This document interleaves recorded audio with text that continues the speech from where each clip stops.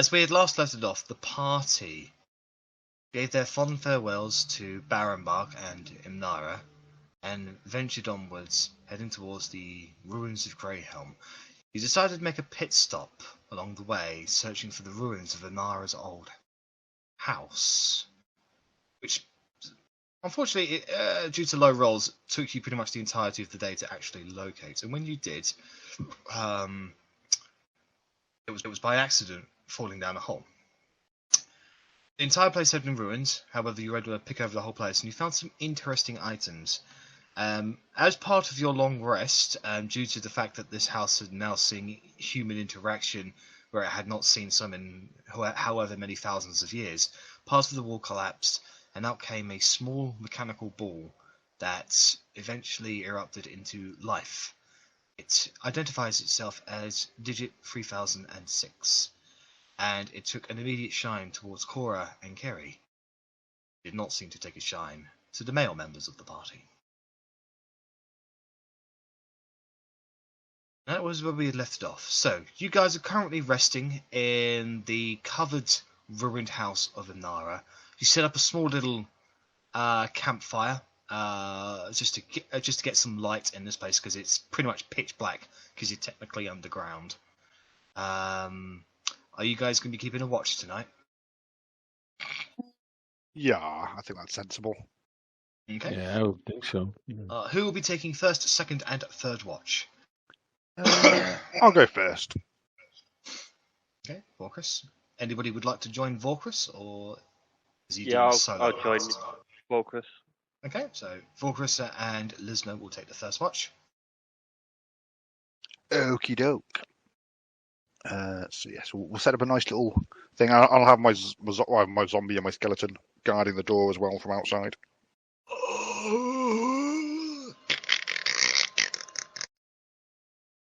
I said guard, not moan. Get up, widows! They cecil noise. Okay. Can I? So one of you can roll perception at advantage, or both of you can roll perception checks. It's your choice. Happy to both roll. I always think that makes more sense. Sure.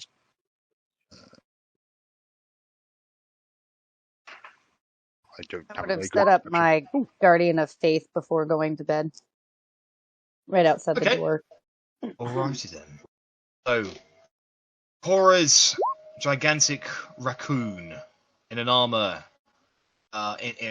raccoon in armor with a large bow staff and one of those large Japanese straw hats on top of his head, stands guard at the doorway. Do you classify Wenos and Pa as allies? Kind of. I mean, Please. begrudgingly, yes. Yeah. I need you to say the words. I need to hear them. They're... Tell me the words. Say it. Say Wenos and Pa are your allies. I hate them, but they're gonna help out only because Vorkus told them to. Yeah. So yeah, I'm gonna keep them safe because I like Vorkus. Most of the time. Who are you going to keep safe? Say the words. God damn it.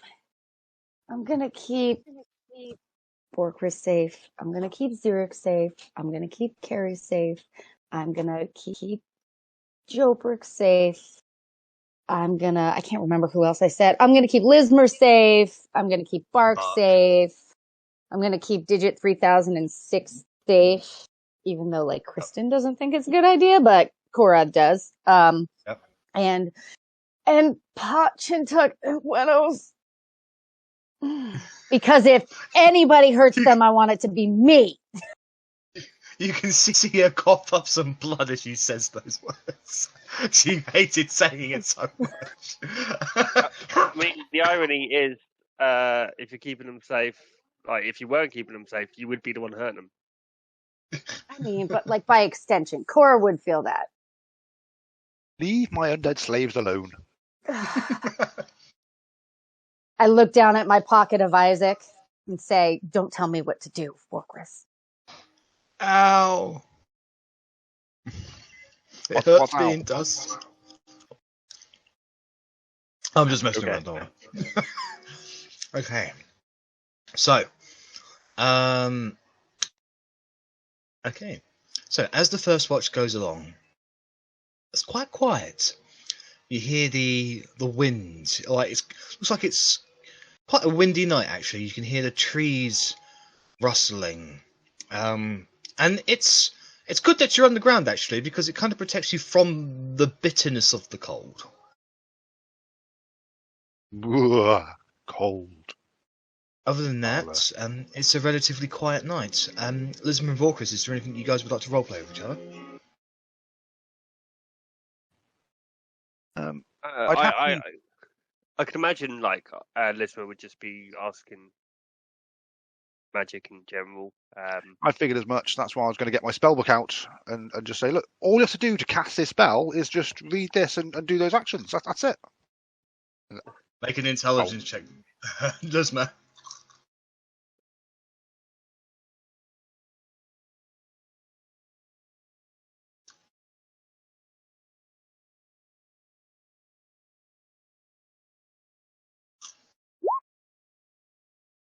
Hey, you can follow it.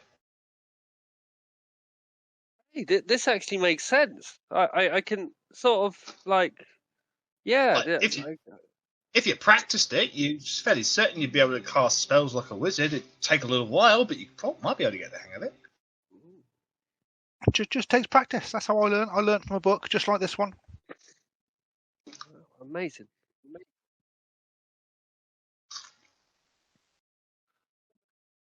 Yes, I'll never be able to swing a sword well, but I can always cast a firebolt.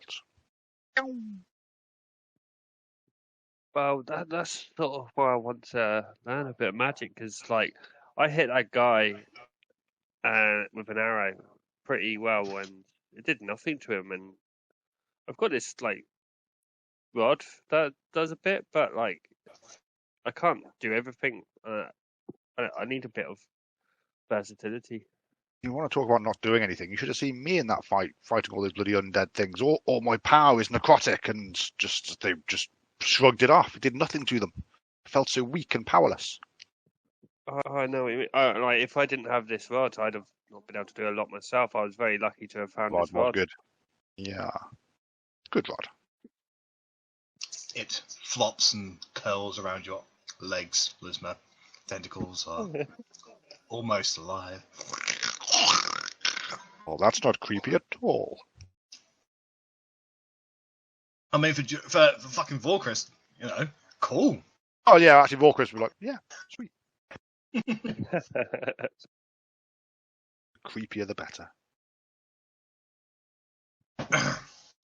All right, so the watch comes and goes relatively quietly as you spend the evening going through Vorkris's books. Vorkris, are there any of the spell scrolls you want to transcribe into your book? At some point, but it all involves buying paper and ink, which I have not been able to do much of. So I did transcribe some of them, but we are obviously collecting more scrolls. So I've got a fire shield, lightning bolt, shatter, detect thought, scorching ray, and illusory script ready to copy in, but I only have 10 golds worth of ink and paper now. So I've got a little way to go. I will let you know as a DM that if you want to get more ink and paper, you'll have to head back to one of the settlements. You're likely That's what not I to figured. find it out here in the wilderness. So. Yeah, no, that is what I figured, but obviously we're on a little roll at the moment, so I'm sure we'll be heading back to the settlements at some point. Okay. So, you then, after a pleasant chat, the meeting of the minds, as it were, you go to wake up the second watch. Who do you select as the second watch because nobody volunteered? I'll kick Zurich up. And I mean, literally, don't just kick him in the side. Come on, get up. Oh, I didn't even Zurich, feel somebody it. kicks you in the side. Oh, didn't feel that. But yeah, I'll get up. I'd gently wake Chet up. You're obviously not Chet, but yeah. Who's Chet? Oh, It's been a long day. thank you, friend. Thank you, friend. Okay, so Joe Pricks and Zurich. You get yourselves comfortable and begin this second watch. Can I get one of you can roll perception at advantage, or both of you can roll.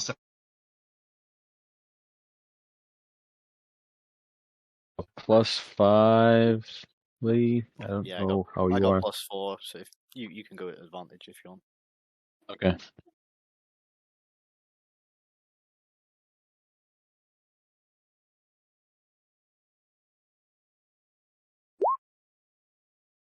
The 20. advantage helped. Big help. Okay. So, is there anything you two would like to roleplay with each other on your watch? Absolutely.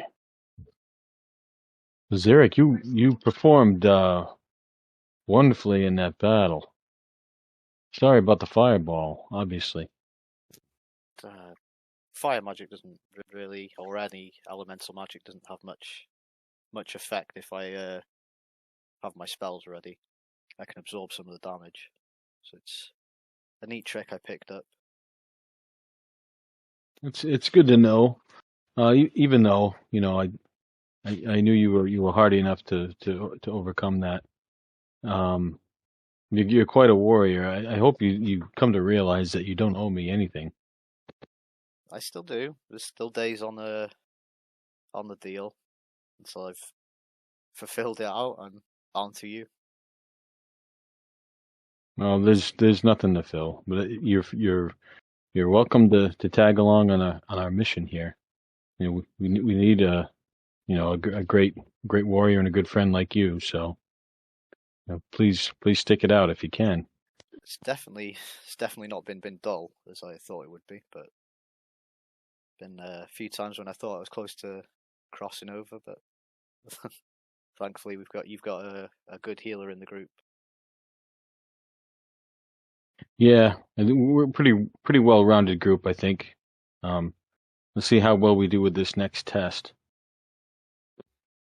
What can we expect from this next place? I don't know. I know very little, as I've only hopped on with this group more recently myself, and I don't know how much we know altogether. So we may be a little blind to what's ahead of us. So we're gonna have to keep our wits about us. I'm sure it's nothing that together we can't overcome. I hope so. What do you think about this construct? I've never seen one before. I don't really know much about it. Things like this, I guess, and until you understand what it does and what its purpose are, you just have to be wary about it. I mean, as you two glance over towards Digit 3006, who's currently resting between Kerry and Cora, I mean, it seems to be in standby mode, but even just looking at it, you just get the wrong impression about it. It just doesn't seem like something's wrong, something's bad. I don't like it. There's just something about it. I've heard of these things before, and they're obviously kind of like programmed, for a purpose. And I don't know what that purpose is yet, but I have a bad feeling it's not anything that's going to help us. Yeah. One more thing that's unpredictable that we're carrying around. We're gonna have to keep an eye on it. Just look over to it. We could always stick it back in the hole it came from and just cover it up and pretend we didn't find it. We could, but I also wonder if it holds any more secrets. That'd be quick. I wouldn't be too quick to discard it. Do you have any magic that could potentially help with seeing what it does, or? I don't think so. What I can do is I can cast my augury spell as a ritual, and I can ask, the powers of the universe whether or not this is a good decision to bring this construct with us or not. Let me cast my rabbit bones. So I want to cast my rabbit bones and ask for Wheeler Woe as far as bringing digit 3006 with us. Okay, so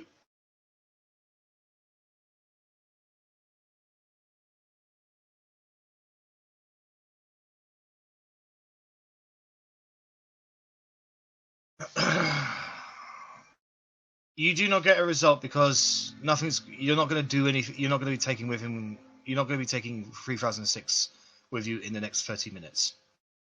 Oh, I see. Okay.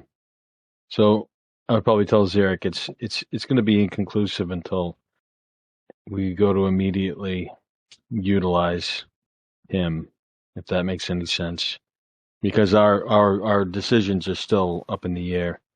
So when it gets to that point, I think what I'll do is I'll cast a last minute toss of the bones to see whether or not the powers of the universe can give us a little hint as to whether it's a good idea to bring him with us.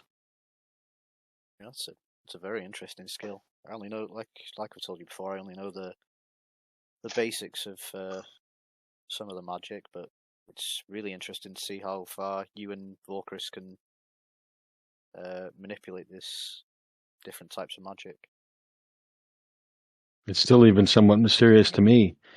So, and even then, I may not get any kind of definitive answer. But maybe we can hope for a hint. At least we can say we've tried, though. That's the main thing. Right. As you discuss into the night, nothing of any particular note happens. The wind picks up a little, but then begins to die off, going into the very later parts of your second shift. And then you go to wake up the third shift. It is your choice, as nobody else volunteered. I say we let Cora sleep in. She's been through quite a bit. Wake Bark and who else? Kerry. That's right. All right. So you woke those two up. Vorkris, did you want to continue having control of Bark? Yes. Right. Would anybody like to take control of Kerry for this session? I mean, it's quite simple. Just Warden Wind done. What is she? She's a warlock, rogue, and sorcerer. Yes. I can try and figure it out. I saw that face. I've only ever played a rogue and looked at sorcerer. She wants to be everything and doesn't realize that being everything means you. Yeah, being able to do that's everything a lot. Means you're not good at anything. There's even a whole expression about that. Jack of all trades, master of none. Right. Yeah, I mean, you could throw her sheet on mine. I'll try and figure it out. If I suck, I'll call Chet over. There you go. I'll do advantage for this perception anyway, for Barks. Yep. 21. Right. What are we rolling? Perception? Oh, no. I just did it. I rolled advantage for Barks. Oh, Barks. Barks is a very wise and perceptive person. Right. Excellent. So, Bark and Kerry spend most of the night in silence. Those two don't particularly get along. Anytime they do interact, it's mainly just to Bark basically just to tell her to keep her distance, that he doesn't trust her, and for Kerry to say cryptic gothic things. Yeah, they get along really well. Friendliest watch ever. Fine, you stay on your side and I'll stay on my side. And she'll take out her dream snatcher and just put the pointy end on one fingertip and just twist it around. She'd probably draw blood. I feel like that's a Carrie thing. She just Yeah. blood dripping down. But it'll be more of an accident in dripping. Ow! Ow! She'd pretend like it's on purpose and then just stare at Bark. Yeah. So the wind comes still, coming to the very early hours of the morning, and the third shift comes and goes without any particular incident. You all come to consciousness, stretch, have your rations for your breakfast. Agent 3006, 3006 is operational once again. He is sitting on your shoulder, Cora. Like he sits up there. He sits up there. I mean, you're a tall person. Like you wouldn't even if he didn't weigh anything, you wouldn't even notice him. Like he weighs he's like a small like mechanical ball, like metal ball. So he has some weight about him, but beyond that, he just kind of sits there enjoying the ride, really. So, as you get your things together, what would you guys like to do? Well, I think we've got a long journey ahead of us. Yeah, Joprick smoked his pipe, did his portents. Probably just waiting for the last moments before we leave, so I can maybe try an augury. What is the plan? We're heading up to GreyHelm. See if we can get in that GreyHelm. weird tomb. Or whatever it is. Shipping up to GreyHelm. You have to remember, alright guys, last time I saw GreyHelm, the New Order did control it. They've probably only strengthened their positions. So that's what we're going to have to deal with up there, huh? Yeah. So are you suggesting that we don't go there? No, I'm saying if we go up there, we can expect a fight. Okay. Maybe we'll send Wenos in. So is a stealthy approach best, do you think, Bark? I always suggest a stealthy until they're on us. Is there more than one way to get into GreyHelm that you know of? No, I've only ever seen the one entrance. What can you tell us about the entrance? Well, there's a forest leading up to it, and then there's a bit of a spacious area, probably about 100 feet or so of snow plain, until you get to a bit of a cliff edge. Now, there are a couple of paths up the cliff edge. That's where the New Order's based, on this cliff edge, and then when you get to the top, there's a large ice wall that seems to kind of swallows them up when you get close to it, but it didn't do anything for me when I got close to it. And in front of it, there's a large stone obelisk that seemed to glow. I think that was what the key we have is for. That's what Nora was saying, right? Your rune key. Yeah, they link to the obelisks. So Cora would have looked probably at the two arcane users, Joprix and Borquist, and said, Have you guys heard of a rune key before? Is that, I mean, it's not particularly my kind of magic, but It definitely doesn't ring any bells to Rich. I don't think Walkers would have heard of it either. I don't think so, unless we can make some kind of a check. It's up to you.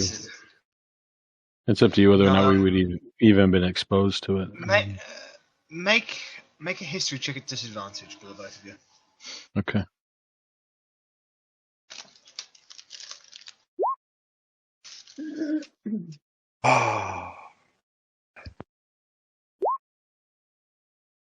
Fortunately, neither of you know anything about it. Nope, I'm guessing it's a key that's linked to a rune. That's about all I know. Yeah, same here.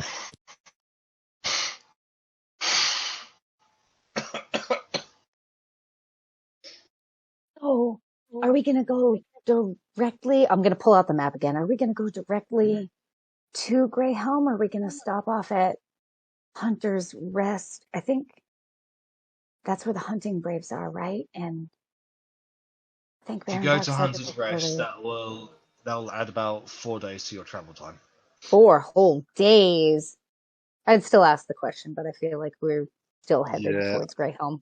I think we'll head towards GreyHelm, but like I think we are going to have to go back down to our settlements at some point. So perhaps we'll do that on the way back. So we'll do whatever we're doing at GreyHelm, and then if we don't get sidetracked again, we can check on Agnes too.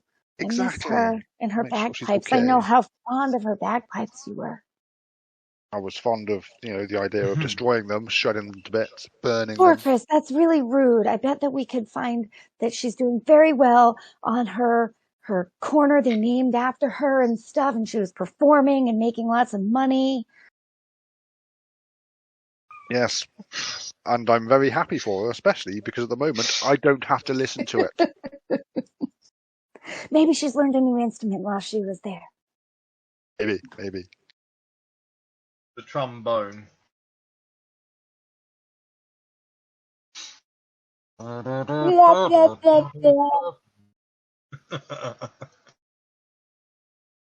Okay, so you gather your things, exit the underground area, back out into the forested area. And Cora, you can see Digit 3006 stare up into the sky. And he blinks a couple of times. I had almost deleted the memory of the sky.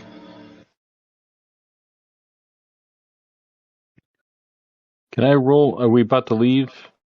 Yep, yeah, you can do your augury now. All right, so I'll do that augury. Just because he strikes me as weird, especially after saying that, and I'm just gonna discreetly roll those bones. Why would you delete your memory of the sky? I had almost deleted it. It had been so long, I considered it that it would be useless information. I didn't think I would see it again. I find that holding on to happy memories really kind of gives you motivation to go on. So maybe you just hold on to that memory and delete something unimportant, like how to cook eggs with a runny center. But that's how you get the most protein. Yeah, but that's not as important as the memory that makes you feel happy. Unless cooking eggs with a runny center makes you feel happy, or maybe the center, the yolk, reminds you of the sun, and so you could combine both memories into one.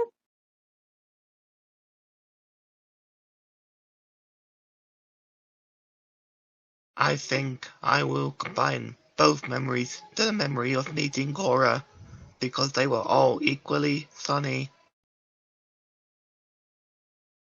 You're gonna smile a little bit. No. The results you get, Jilprix, is nothing. There is no result that is especially good or bad. Okay. I'll tell Zurich. Zurich, I can't get a read. I can't get a read on this character. That's unfortunate. We'll just have to keep a close eye on it, I think. I mean, I suppose I think with the size on it, we could just crush it with our foot anyway if it gets out of hand. Yeah. Step on it. Sounds good. He's Cora's definitely taking a liking to it, I think. So And we'll have Carrie to as well. Carrie an eye on that, fangirls Carrie. over it. It's not giving us a reason to hate it properly yet, but No, It's I just- just need to be cautious. It's weird. Despite the fact that it hasn't given you a reason, you still dislike it. Like, it just does things that make you dislike it.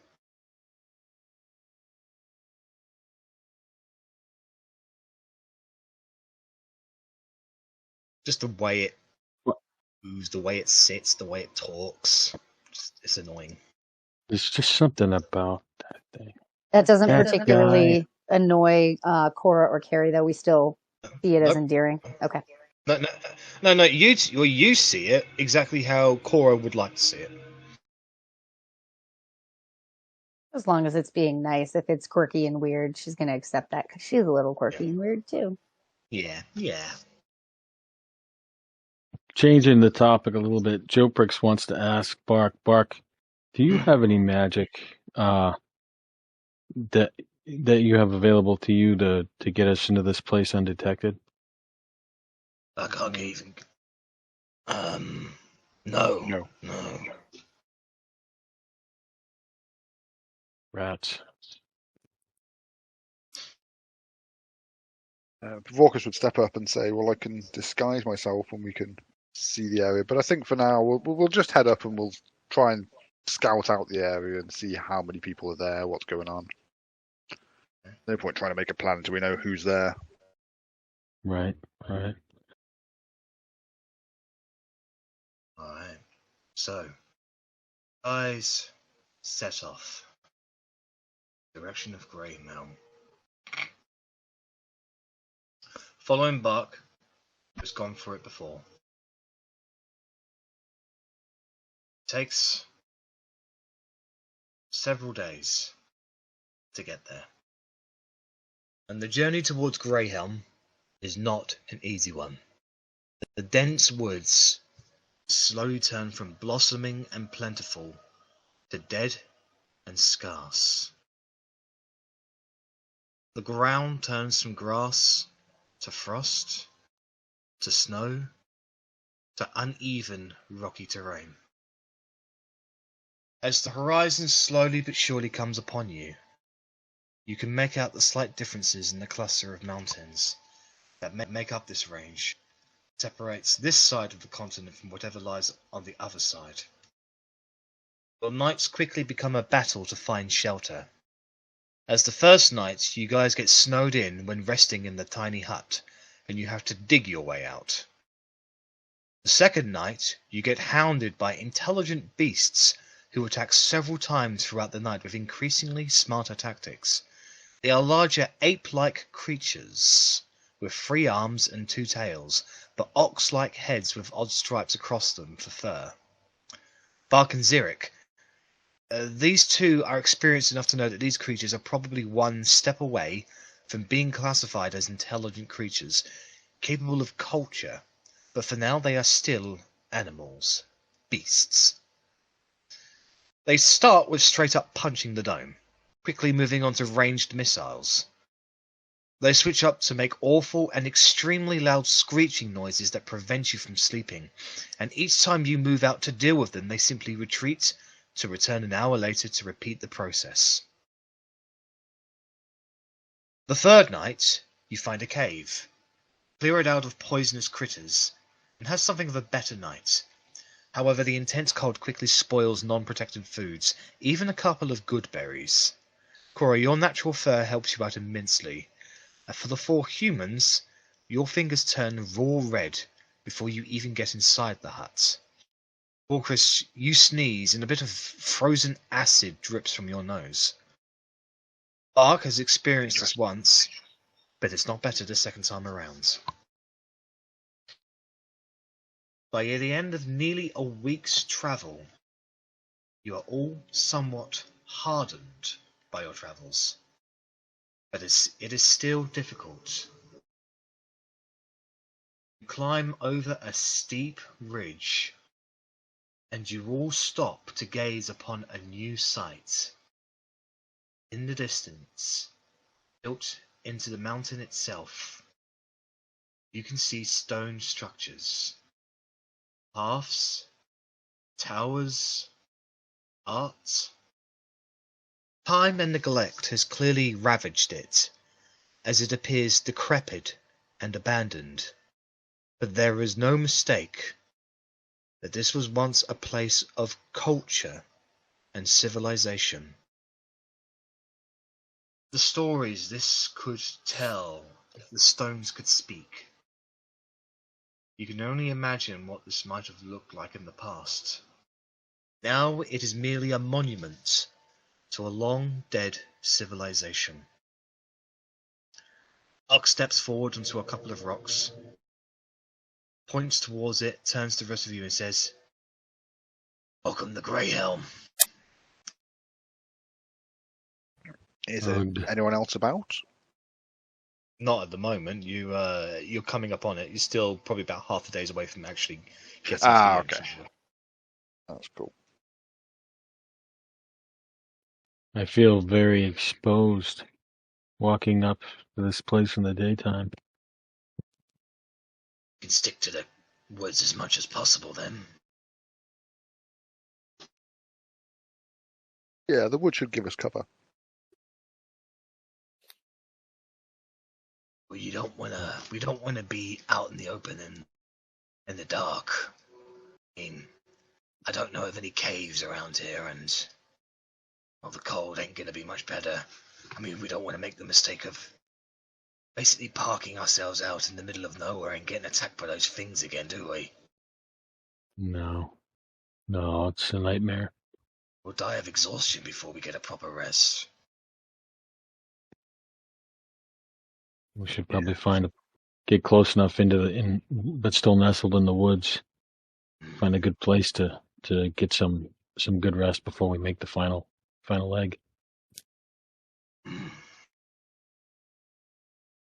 Oh, I can lead you the rest of the way. It's not going to get any easier, guys. Understood. Maybe just push through and try and get inside and hope that there's shelter inside. Depending on who's about when we get closer. Right.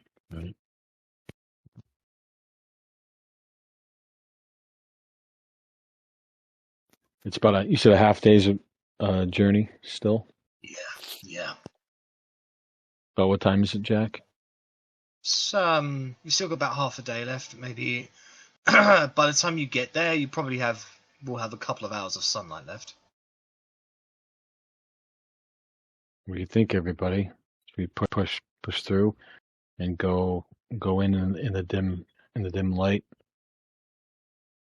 Yeah, we might get lucky enough to be able to get in, and like Walker said, we could pitch up somewhere inside if we could find somewhere.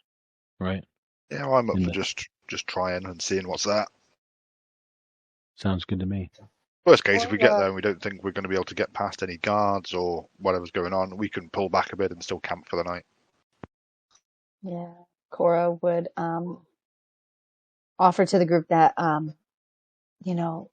nighttime may put us at even an advantage because we'll be harder to spot. Right? So if Senor is looking out, we won't be as visible as we are in the day.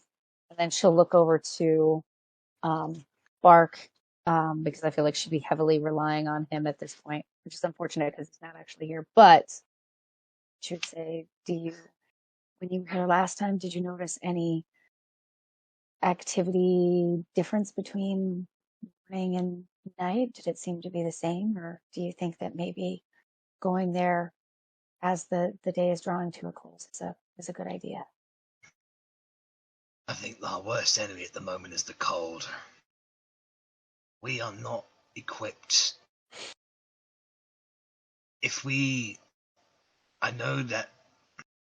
I know we can rely on jaw bricks to survive the cold, but honestly, we've not been in this area very long, and what we have seen are dangerous. That we've gone further north since then, who knows what kind of creatures are out here. So if we were to find shelter in the hut, we would leave ourselves exposed to whatever else is out there, and I don't want to run that risk, because I don't want to stay out here in the dark where we're likely to freeze to death. And we'll be sitting ducks. You're right. Yeah. Maybe we try to get in as quickly as possible. We can try and find shelter and wait to approach GreyHelm. Find somewhere around here that would be a place to rest. But honestly, I think no matter where we rest, we run the risk of creatures finding us, and if not creatures, New Order patrols. Because I guarantee you, when I was last here, there was a lot of activity, and I guarantee you that's probably not gone away. It's probably only increased since then. So, Borkris and Joprix, do you think that maybe it would be smart as we're traveling along to send McGonagall and Caliph to try and find a cave or some shelter? You know, they could kind of scout differently than we can as we walk along, or do you think it'd be too dangerous for them? Yeah, I mean, I can send him forward. It's whether he doesn't fly or anything, so it would just be he'd go around and climb up some trees and see if he can see anything. He doesn't fly. Pseudo dragons don't fly, I believe. I swear, Look, I thought he thought they did. flew. I could be wrong. I mean, he's not my guy. I just thought he. No, I just thought he flew. they can fly. They can fly 60 feet per round. Oh, I'm sorry. Oh yes, so they can. Okay, I'm talking crap. It will fly to the top of a tree and have a look. He flies to the top of the tree to realise that GreyHelm is about half a day away. In terms of in the immediate vicinity, though, he doesn't see any danger or anything like that. There are some thick-skinned birds around here, like black feathers, black wings, but they are. It looks like they carry a lot of fat on them to deal with the cold, but it doesn't impact on the way on the speed of their flight. Some nasty birds around here, but not any caves that we can identify, I think. Well, I can tell you they taste alright. I had to eat a couple when I was last here. As we go along, then she's so not happy with what she's gonna suggest. As we go along, if we find any dead ones along the way, if their hide is the way you suggest it, since it's gone anyway, that's the best way to honor an animal after it's gone is to completely utilize it. Maybe we'd be able to use its hide as protection from the cold. I mean, they're no bigger than ravens, so you'd have to kill a lot of them. Oh, I thought you said they were big blackbirds. Okay. No, they're just chunky. That's all. I will happily butcher a whole bunch of birds for you if that's what you want, That's Cora. not what I was saying for Chris. And she Well- pulls up her cloak of elven kind and puts her hood down. If we have to rely on them for sustenance, then I think we'll consider that. But I don't think at this point we're at that point, are we, Jack? No, you're not at that point yet. We're doing Oh. fine. I reckon we just head towards and we'll see Yeah. what we can see from there, and then we can decide whether we want to try and push through or whether we need to fall back and come up with a plan. I agree. Sounds like the best plan we've got so far. So, onward the party travels. Takes several hours, and several falling down sudden pit holes of snow, where you didn't realise the ground on here is uneven, and there are holes in the rocks and the platforms that you step on, to the point where you go down the snow up to your waist, and you have to just pull yourself out. You get yourself some soggy trousers, soggy underbreeches as you go. But beyond that, there's no immediate environmental danger. You get the feeling that at night could be even it could be potentially hazardous. But as you travel onwards, eventually you get closer and closer to that mountain, buildings on it. You walk through a cluster of trees, covered in snow, breezing gently to the wind. Some little icicle snowflakes just sort of flutter off with every rustle. And it makes it quite winter wonderland, I guess, ish really. It's pretty in a cold sense. and then when you get to the cusp of these trees, that's when you see a very large slope that leads upwards into a large mouth into the mountain that is completely covered in ice. The ice cave entrance, whilst natural, has seen some quick and extensive construction work. You can see cranes and ladders built at specific parts on the slopes that go upwards. These cranes are currently in the process of transporting what appears to be large platforms of rock and rubble. Clear signs of excavation. You can see various heavy-duty carts around. They are attached to various creatures.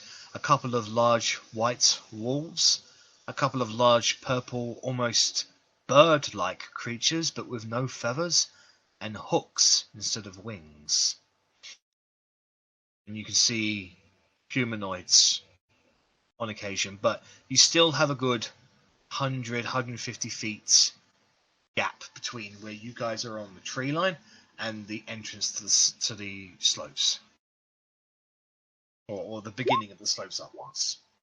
So this would be where I'd send McGonagall up to like just do a high looping circle and try and like work out what the humanoids are. Anyone we recognise?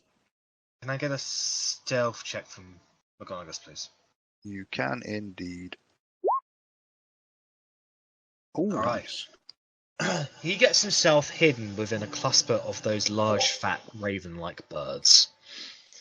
And they actually move in the direction of the mountainside itself. And he has a good look around. Do you look through his eyes? Yes, I will do. That makes sense. Okay. Alright. So you take a little bit of time to scout the area, and it is a slow process. You have to follow with the flock of the birds to make sure you're not discovered, because there is clearly a watch on these slopes. However, you're able to discern some information in regards to what they're doing. It appears they are taking rubble outside of the entrance to GreyHelm, coming out of the mouth entrance, which is currently encased in ice. But you can see as people move towards it, the ice shifts like it's opening up a mouth that they walk in and out. And then once they sort of move through it or away from it, it closes up to become this solid ice wall again, almost like a mouth swallows them or spits them out. They are transporting other materials inside. Food, wood, tools on occasion, heavy-duty tools, hastily constructed. You count 9 new Order members tending to this area, being led by a black-haired female elven archer whom you don't recognize. At the very top of the slope is where you see that unnatural ice wall that envelops the cave mouth, and like I said, it shifts and moves with the new Order members as they move around it. Now, before this ice wall is a huge black obelisk with blue glowing runes.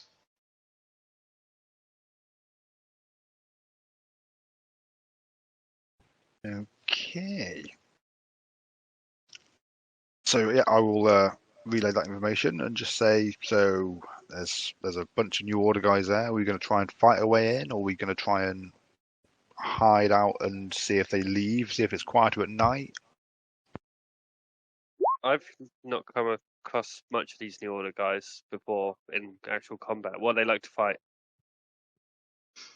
I mean, there's a lot of like grunt types that are relatively weak, but yeah, there's an elven archer that concerns me. She looks a little bit tougher than the rest. Right.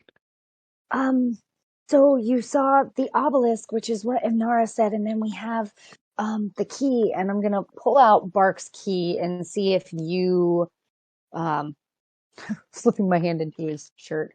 Is there anything that would like make you think that this key would As go you to pull that out the obelisk? key, it's different. It's actually glowing blue. Looks like Oh. it's been Same blue as the activated symbols in on the obelisk. It didn't do Yes. that before. It looks like it's been activated due to proximity of something. Bark, did it do this the last time you were here? Well, I didn't get it the last time I was here. I got the key from Wenos, remember? Oh no, I didn't. No, mate. So I was able to scout the area, and as I moved away, I was able to ambush a patrol, and I took the key from them. And then that night, Wenos ambushed me, and that's how he took my eye. I followed him to Vras's den, trying to figure out how this key worked, because I didn't understand it at all. Is the obelisk outside of the door? Yes, it is. Well, there's no door. There's just like a the entryway. But yes, it's on your Magical side. morphing ice. Okay. So we should still be able to get to the obelisk before we have to get in. Yeah, Yes. but we'll be seen because there's people coming in and Totally, out all yeah. the time. So. Totally be seen. So I guess the decision that we have to make is whether or not we engage them or try and sneak past them somehow. I mean, there's no guarantee that it would be any quieter at night time or anything. I'd hate to have to wait for a few hours and then still have to fight our way in anyway.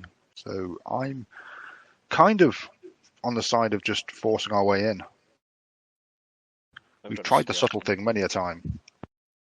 If I like that we idea. can, Taking the can fight lure to the them. New Order. If we can lure them away from there, we could maybe take a few of them out, use their uniforms, and just walk in. Maybe create a distraction to lure some away. If you think that they would go for such a thing. I don't know. I've never encountered these Remember, before. they're clever people, these New Order type. What if I go over, fire an arrow at them, and see if they'll follow? I can use the pattern. I have the hypnotic pattern. I can use up to 120 feet of light. From this distance, I should be able to cast a spell that will hopefully hypnotize them. I mean, that could be a good plan, and then maybe we can take out the few, if any of them resisted or managed not to look at it. Perhaps we could take them out while their comrades stare at this magical pattern, which is quite cool. I'll have to try not to stare at it myself. Well, you guys are. Right. Didn't you do that before? Now you guys know that I will be doing it, so don't look. So, but it's pretty. While you guys are trying to figure out all of that, Cora's just trying to rack her brain for what the various people have said about this key along the way, and she's going to remember that Baron Barkhead, when he was talking to us about GreyHelm, he said that the hunting braves said that they couldn't get in either, that there was a key that needed to be tuned somehow, and there was a ritual that needed to be done on site, but they didn't know exactly what the ritual was. So, did McGonagall see anybody looking like they were doing a ritual when they were up there? Looking like they were doing a ritual while he was up there. Just normal comings and goings and taking stuff in and out. I have to think about that.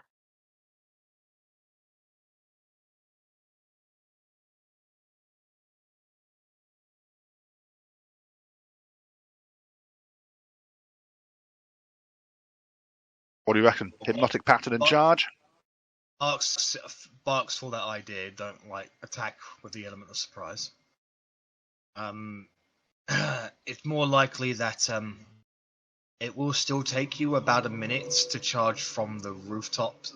Sorry, not from the rooftops. The forest line to get to the base entrance of the slopes. So a hypnotic pattern could very much go a long way to making sure that they don't fire at you from a distance. Would they, if we used it, would they know that we cast it, and then if we got below them, and would they still be able to see us, or would they be too bothered by the? It really depends on whether or not all of them save or not. Right. Yeah. Right. Supposedly they're in a stupor if they fail their save. How long does Well, your it's pattern not- last? It lasts concentration up to a minute. Yeah, the chance of us getting over and working out how this key and obelisk thing works and getting inside within that minute is slim. But it'll get us there. Oh yeah, So it'll definitely help, but I don't right, think it's so going to it'll- help us go straight past them. I don't know, not entirely, and I don't know that all of them will fail. But if we can give ourselves a fighting chance to get there without getting pelted, and having them get into position. Well, So regardless, you will have to leave the tree line just to get to within range to actually cast it on their current locations. But you have to keep in mind, they are spread out at the moment. So they are not within a 30-foot cube. that's true too, right? They're not all within 30 feet. And I can't really see the grouping, so. You said there were 9 of them? There are 9 new order members and several beasts as well that they have utilised. Yeah, the wolves and that are pulling carts, they might not be friendly. Those hook-like bird creatures.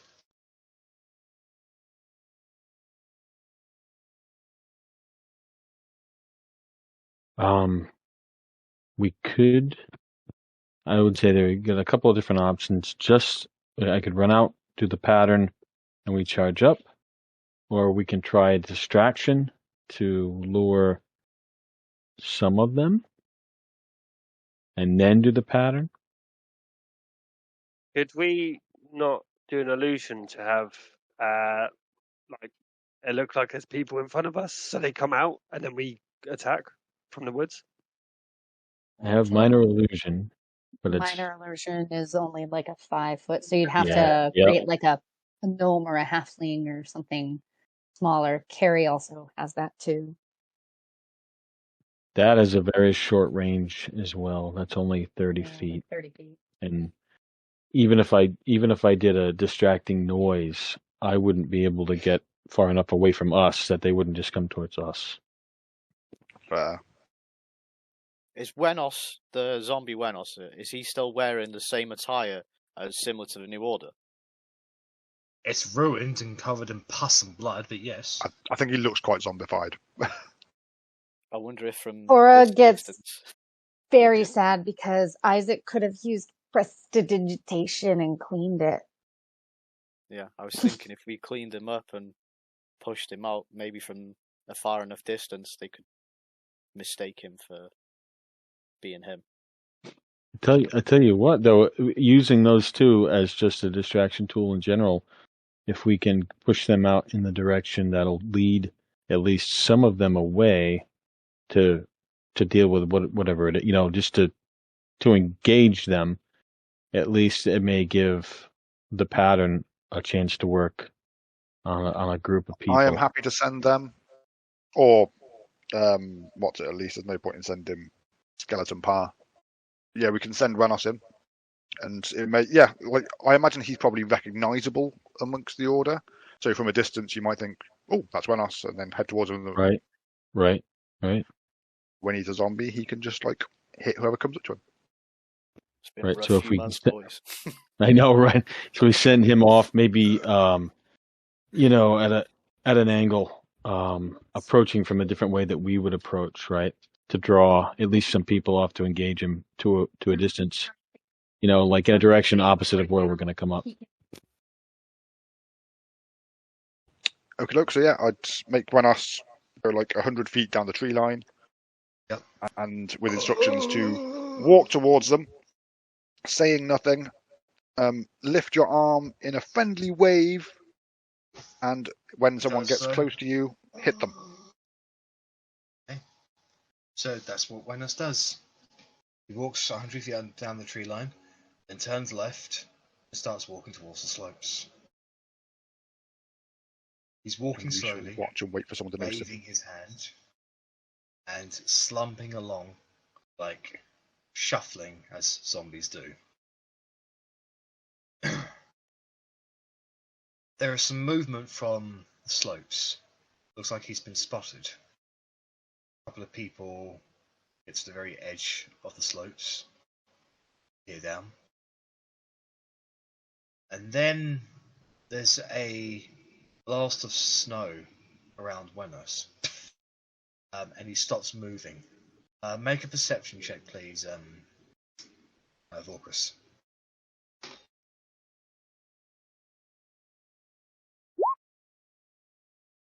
Good one. Moist. Wow. There's something dragging on his foot, and you peer as best as you can.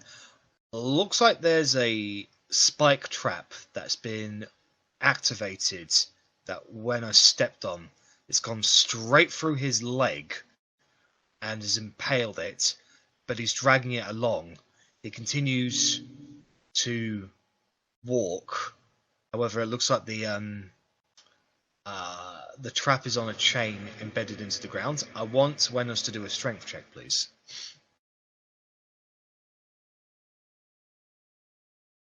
That could be good if they think it's Wenos, though. I'm thinking that will probably not make it look like Wenos, because I don't think Wenos is famous for strolling towards people with a trap on his leg and not mentioning it at all. No, but I mean, if he Plus stops and one. acts like it's hurting him, maybe they'll come help. Yes, but I didn't tell him to do that, and now I can't tell him to do that. So 14. He has, That's true. 14. Okay, so he keeps on moving, and his foot is snapped off, and now he tumbles over and continues to crawl towards them. The people on the slope look at each other, and they recognize it. Whatever the hell this is, they don't recognize it as something they know. And you can see Wenos get pelted with arrows. Goes without saying, unfortunately, the amount of arrows that hit him over the course of the next few moments, Wenos is destroyed.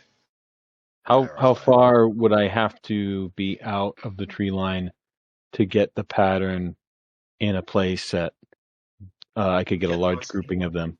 Yeah. Looks like they're in pairs, spread out maybe about 60 or 80 feet or so.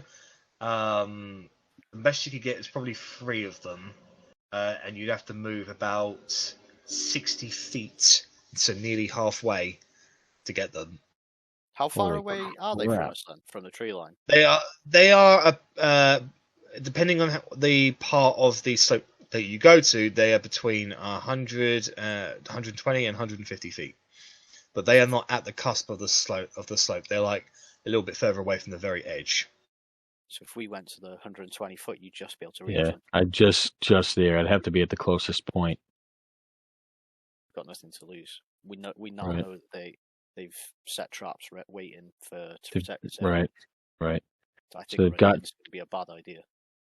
Yeah. So I mean, if I go to the nearest point where I'm still hidden in the tree line, and just and try and get the pattern into the best grouping that I can, at least we've got a chance. Bart goes to Jobrix and Vorkus and says, "Do you know any spells that can help you find traps?" No. Is that a thing? There is a spell called Find Trap. I've got these. Point to my I eyes. definitely don't know it. I personally don't know it. I don't think Carrie does. Does she have any benefit to looking for them because she's got like whatever level in Rogue? Nope. The only person who'd have any kind of benefits to finding these traps would be Bark if he had selected Arctic as his favourite terrain. Which he did. Are there any friendly looking animal, anything that Cora would identify as a friendly looking animal around? Make a perception check, please.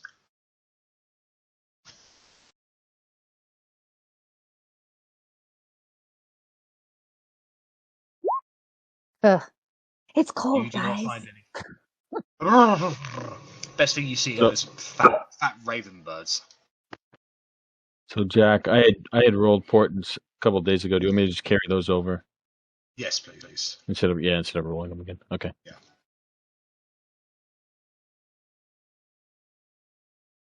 If anybody sees any animals, the wheel makes it so I can talk to them, and maybe I could ask them if there are any traps around that they know of. I mean, they're not dumb. Maybe they have seen some.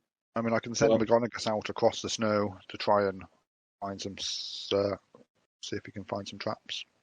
Or if we get to the nearest point and we end up doing the pattern, we can send the skeleton directly ahead of us so that he would spring any trap. Do Or we- skeletons have that one where they don't die straight off? No, zombies have that, Right. but he was hit by that many arrows, it just Oh, kind of yeah. overwhelmed him. Yeah, I was just thinking, run him through the traps and just keep going one after another. Right.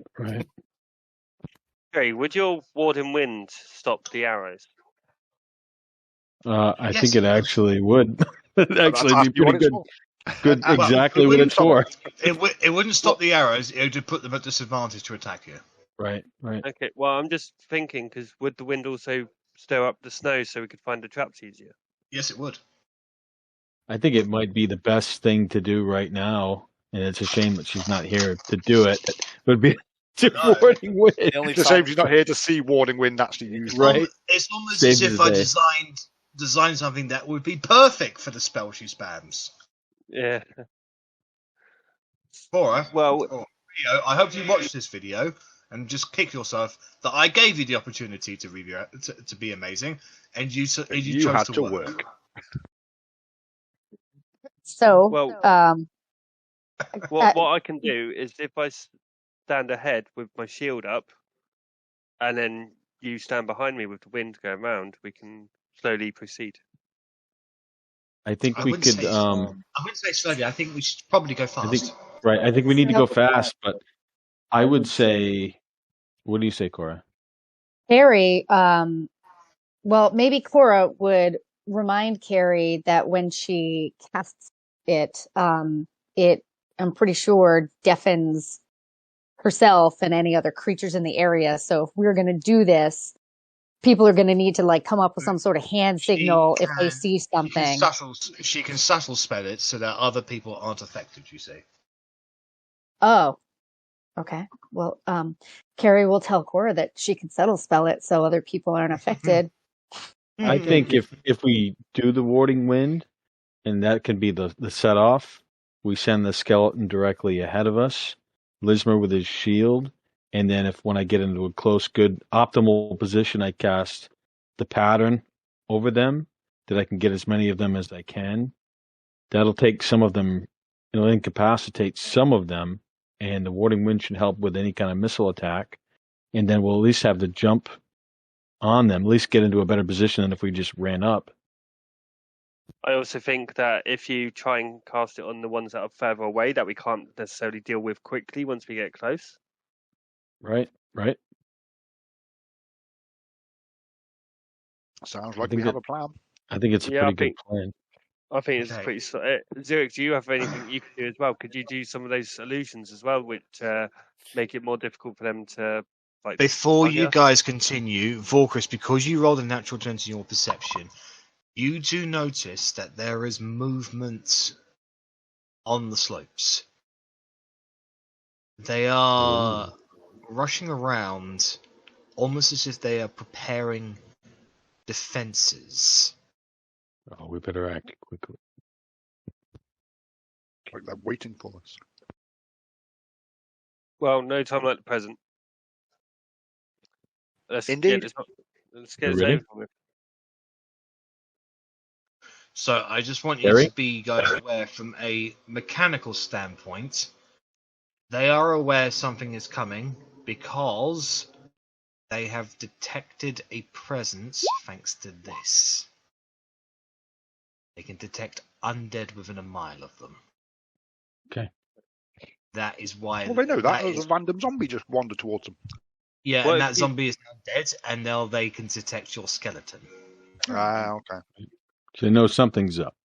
What if we send the skeleton ahead then, and once they've dealt with it, and can no But longer you see- have whoa, that's mitigating right there. You have no idea that they have detected the skeleton. Right, I'm just telling you from DM Oh, players. right. That's how you've been detected. That's fair. Okay. Fair enough. So, Kerry casts Warding Wind. Would you do the honors and roll a d20 for me, Cora? Yes, I will. So for flavor, what she has written down here is that she is going to crouch down and slam her hands palm side down on the ground, and a gust of wind with a little neon green light streaks forth, flowing and erupting from her, spiraling around the ground that she's touched within 10 feet and like that. Yeah. Exactly She like creates that. a So little she vortex.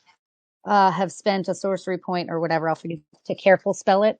Yep. I think, yeah, that's how That's that right. works. So that everybody else is not deafened and is not affected by the heavy winds. All right. With that, the skeleton of Pa rushes forward, as well as Lisma with his shield down, and the rest of you rush off ahead. As soon as you break the tree line with the warding wind blowing the snow everywhere, you guys are immediately detected, because it's kind of like a beacon. You can see the New Order. You can't hear them because there's still a bit of difference, but you can hear them. They start yelling. Over the course of the next few moments, it seems that they release some of their beasts to go down the slope to attack. They get in position with their longbows, and they fire several volleys at you. I want everybody to make dexterity saving throws at advantage because of Kerry's Warden Wind.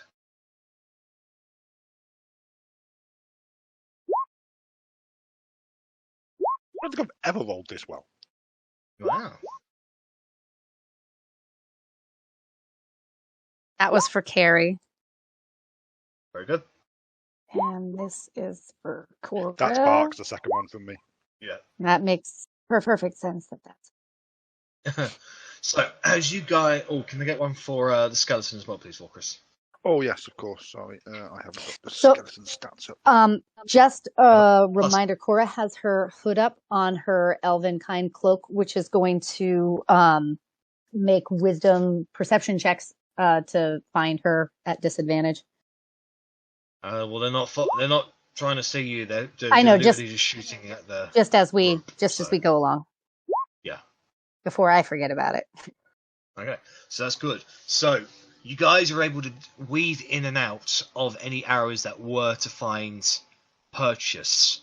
The warding wind blows away most of the volleys that they do. As you guys get just over the halfway mark, Cora and Zirik, you guys get caught by a couple of the straight arrows, just a couple of cuts. You both take 10 points of piercing damage over the course of several rounds of them just firing arrow after you.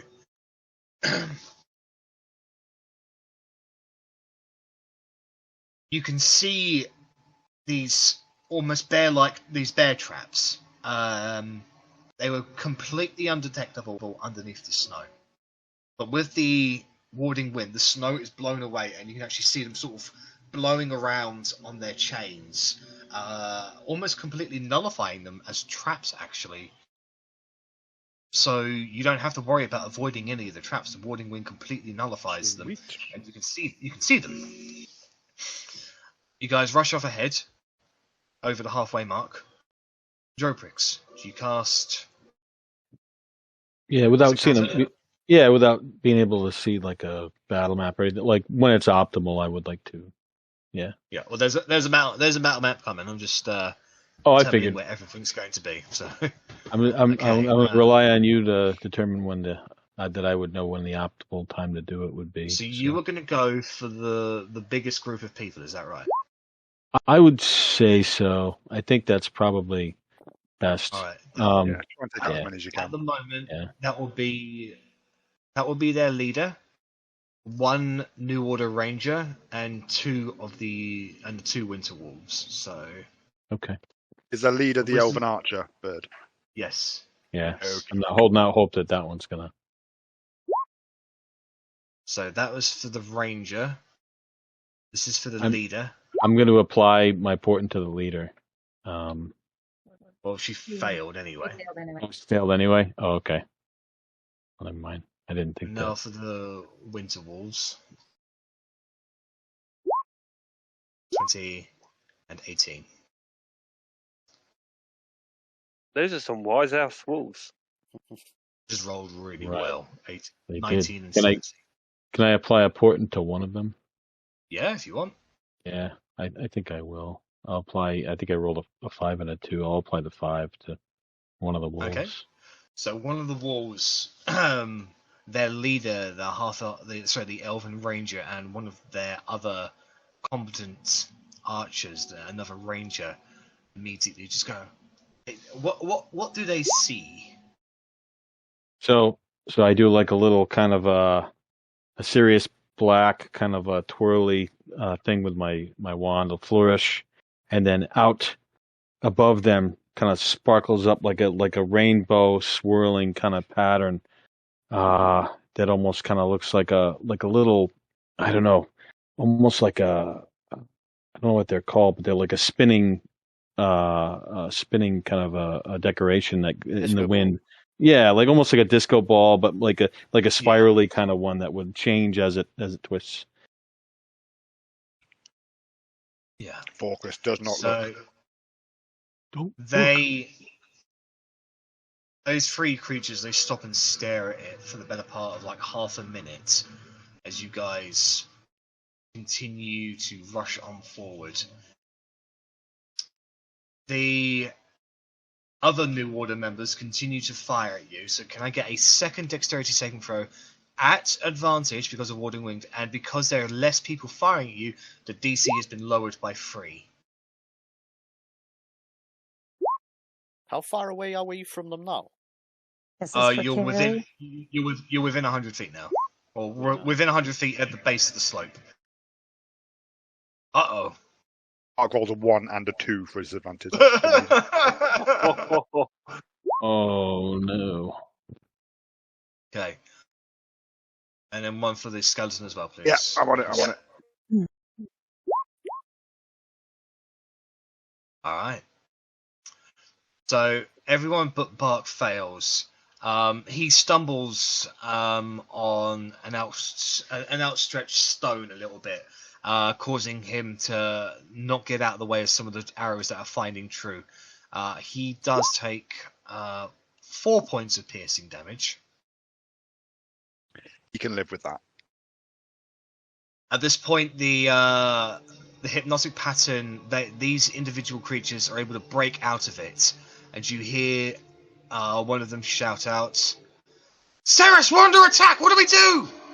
And the Elven Archer just goes, defensive positions! Close the gates! And she does something, and the blue runes on the obelisk cease, and the ice mouth cave seals completely. As you Anyone guys rush- see what she did? No, because she had elevation and you couldn't see properly. Okay. But you guys rush on forward and get yourself to the base of the slope as those bird-like creatures start rushing down, and the New Order members reposition themselves to start taking pot shots at you. Aha. Can I get initiative, please?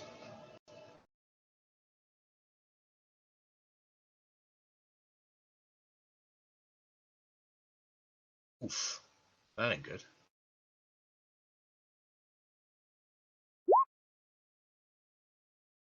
Oof, that ain't good. I might use a lucky. If this isn't good, I might use a lucky on it. Yeah, I'm going to use a lucky on this one. Good lord. Ooh. So for lucky, would I hit hit initiative again, or would I just roll a d20? Just a d20, right? Yeah. With lucky, you'd have to re-roll it. So That's better. Anyway. yeah, it's better. I forgot to select my token because I suck. But I rolled a 5. Oh, I forgot to select mine.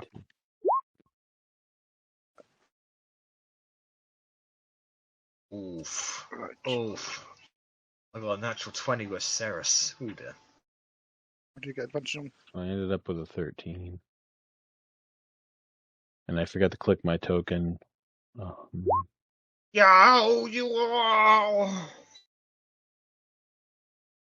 God damn it! I had Rorca selected, not Bark, and it's just overwritten bloody things. I can change it, don't worry. Sorry, I've got it. What's your dexterity bonus, Jorbrix? 3. So you got 16. That works.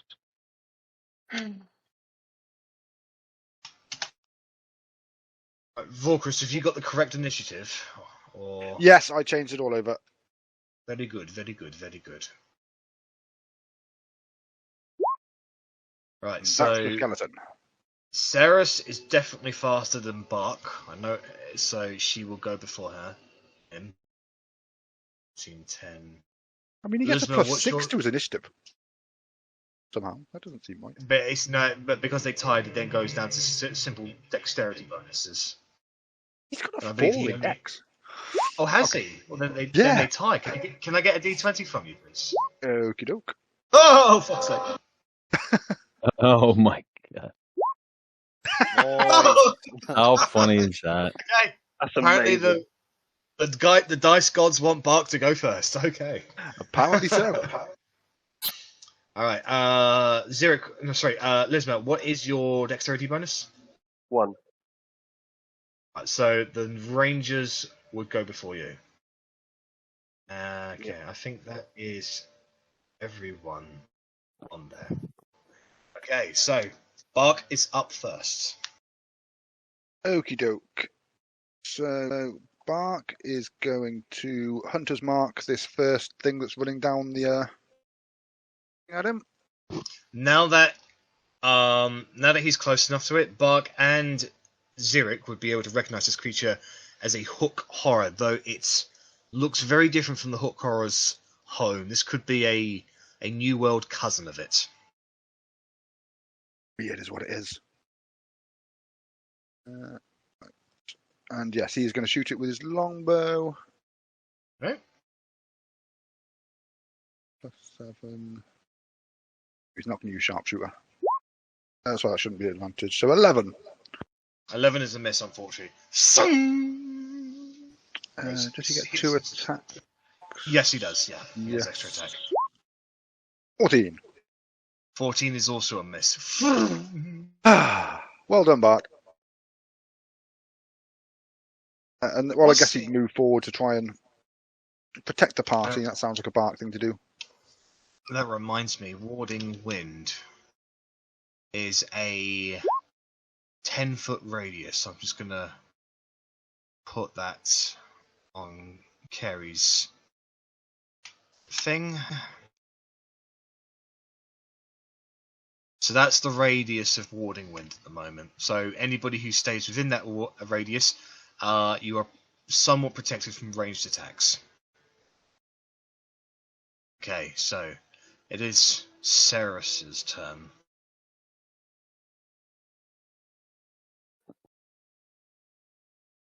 So what she is going to do, she is going to spend her action to, she's going to use her action to cast a spell.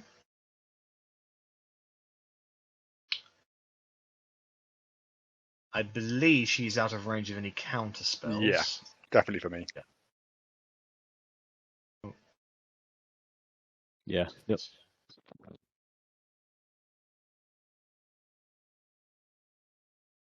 Yeah.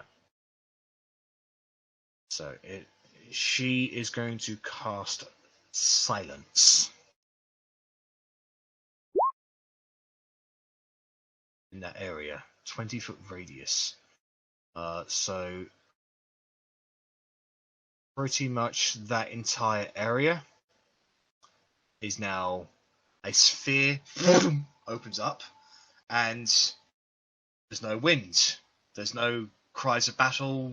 No sound comes from that radius, and that is her action. Can you show me where she centered it? I was looking at her character sheet, so I didn't see where the. So, yeah, so pretty much 20-foot radius is basically, if you go From towards there. those carts there, you'll be out of it, but going up the slope, basically you have to get past the hook horror to get out of that silence. Okay. Right. Meanwhile, the hook horror, which has got 30 feet of movement, 5, 10, 15, 20, 5, 10, 15, 20, 25. The hook horror is going to take the dodge action. That hook horror there is going to wail on Bark.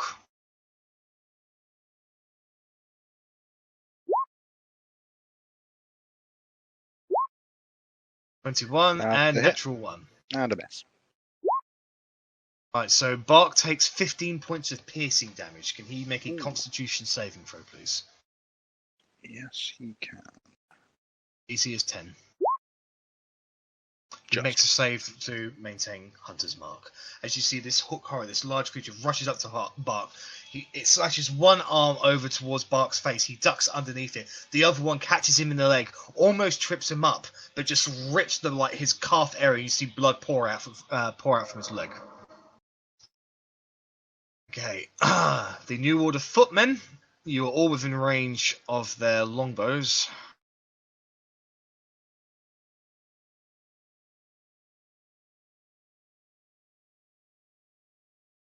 They are all going to be firing at disadvantage because of warding wind, however.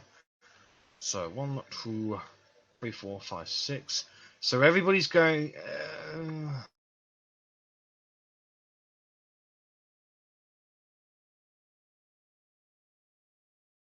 Everybody is except Vorkris is going to get 2 attacks because Vorkris is right at the back and more difficult for them to hit. Go, Vorkris. Sorry, no, not. Yeah, so everybody's going to get 1 attack each except for Vorkris. So, Arc. That's a miss. And this is all. Sorry, this is all disadvantage as well. Okay, Lisma. 18. Okay. Kerry. Miss.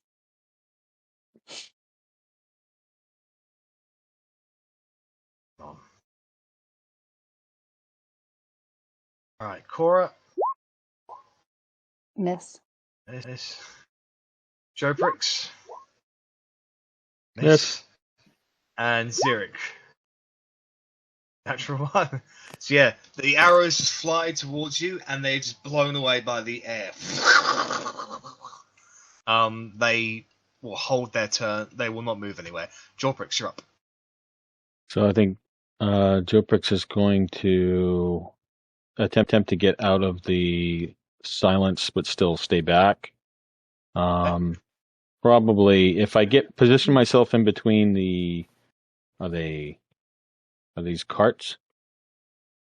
Yep. Okay, if I position myself in between those carts, am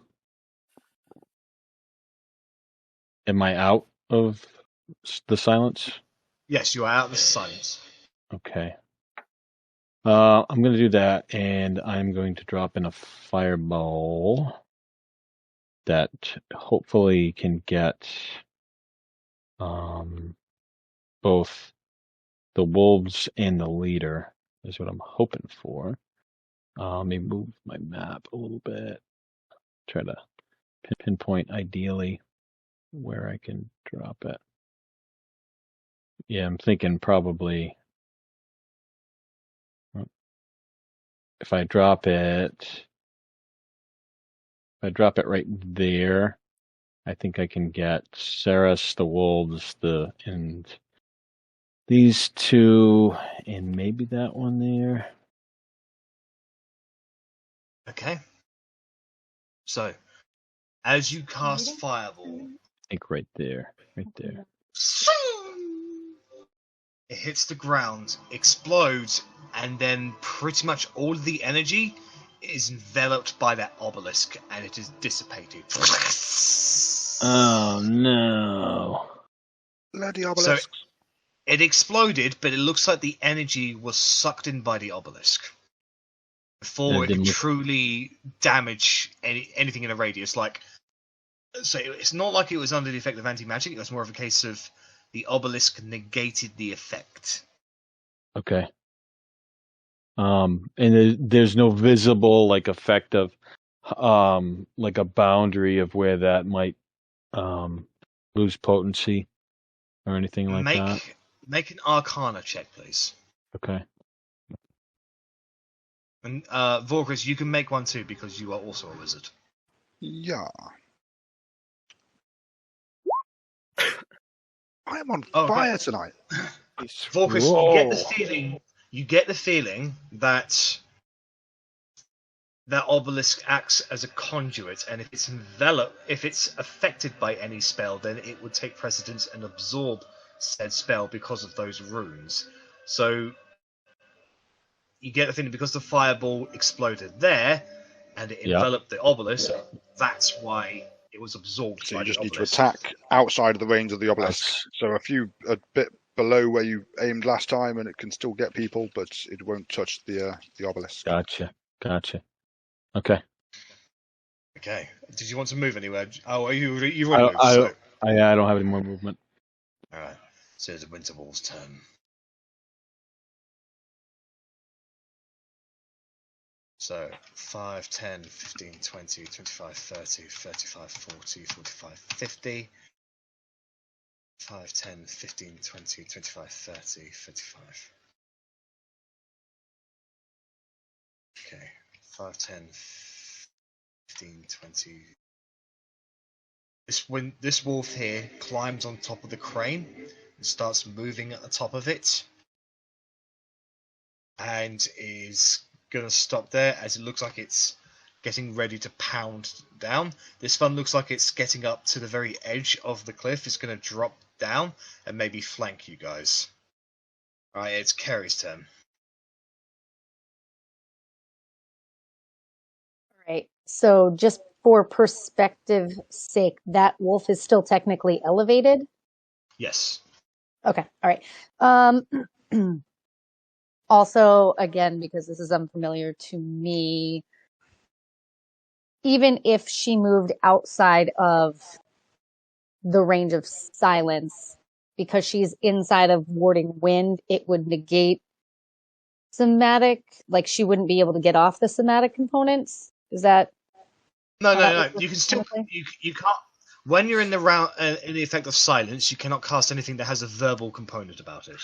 Oh, sorry, I didn't mean somatic. I meant verbal. Yeah. So if I moved outside of silence, would her, because she's within warding wind, would that kind of act the same way as silence does, or no? No, warding wind has already been activated and it's centered on Kerry. If you left silence, you'd most likely leave warding wind as well, depending on your positioning. No. So I'm playing Carrie right now, and so Carrie's not going to move away from warding wind if it's still centered on her. Oh yeah. No, so warding wind will follow her. Right. Okay. I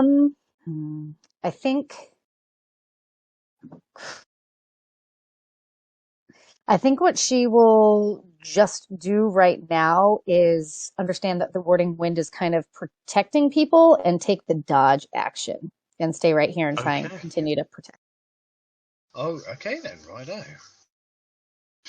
Right, it's the New Order Rangers turn.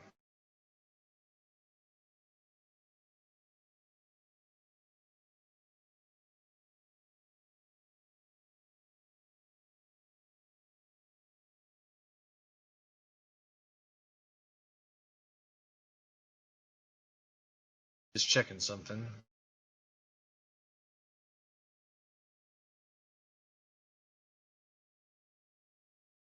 Okay.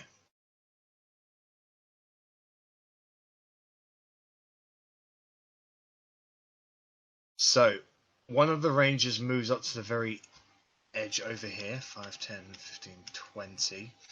He's going to cast a spell.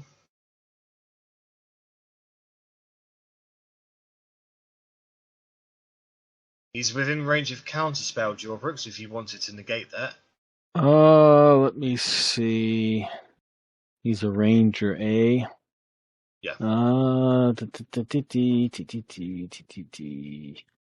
I am going to hold off and let him do his business. Okay. So, immediately in the ground around all of you, frozen, thorny spikes erupt from the ground. And the entire area just becomes enveloped in a growth of spikes as he casts spike growth on that area. That is going to be centered here to get everyone.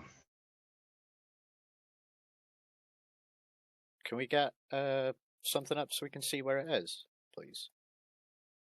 Yeah, sure. If I make a little circle, actually.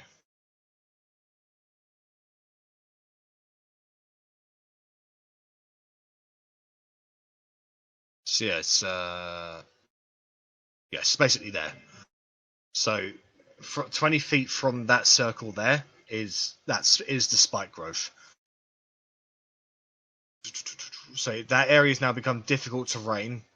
You don't take any damage being in it, but if you move, you will take the 2d4 piercing damage for every 5 feet you travel.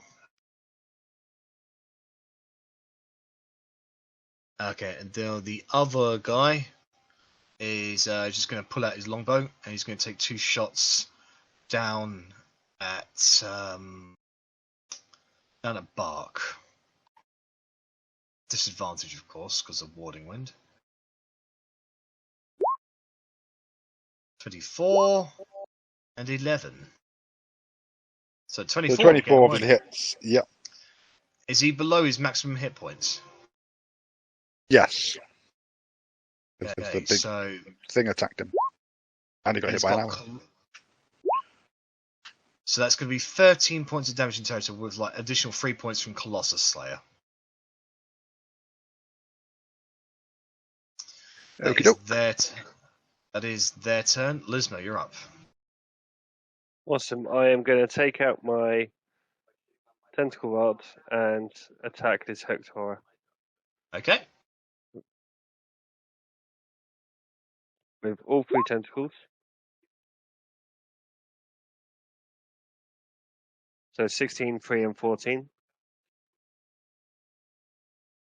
What's your pluses? It's +9, I think. Okay, so the 3 will miss. Okay.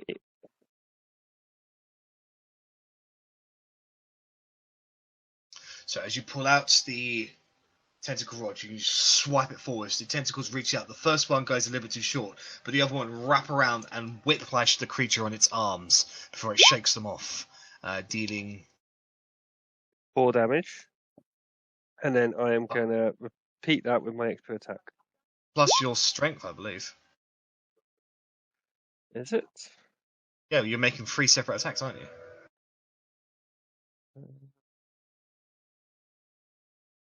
No, it just says each tentacle does 1d6 bludgeoning damage. Oh, yeah, then if it doesn't include modifiers, then it doesn't include modifiers. Okay, so that's 4 damage on the first one. Plus 9, did you say? Then all 3 of them hit on the second one. Cool. So 7 damage, and then needs to make a DC 15 con save. And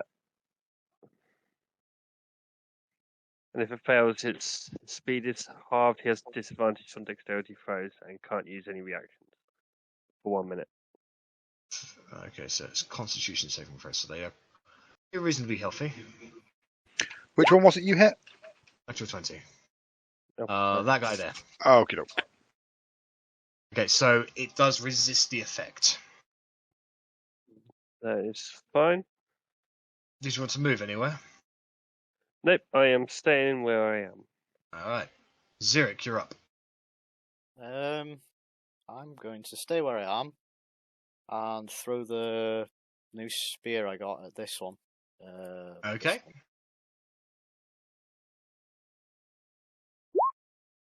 25. That is going to be a hit. Roll damage. So that's 9 damage in total as it flies forward. As it hits the hook horror, it creates a small thuddering where the force like erupts from the point of the spear, like indenting on the creature's hide. You get this feeling that you broke part of its collarbone just from that throw. And then bonus action. That spear is now over there. Yeah, the bonus action. I'll look at Lisma, smile, lift my hand up, and the spear will appear back in my hand. Ding! Nice. Yeah, that's all I can do. All right, Volkrus, you're up. Okie doke, Vorkus is going to move to the side because I am Shit, useless. I forgot to bring out your skeleton. Sorry, mate. Oh, yes. Did roll initiative for him as well, I think. Yeah, you got a 16 on initiative. All right, so that's Volkrus. 13 armor class and 13 hit points, so no damage. They get more because of my necromancer shite. I think it's my wizard level. 1 sec. Undead thralls. Yeah, so it gets an extra 7 hit points. So that is 20 hit points in total then. Oh, what a sturdy skeleton. Indeed. Right, well, you can control that now, so we'll Cool. have him go after.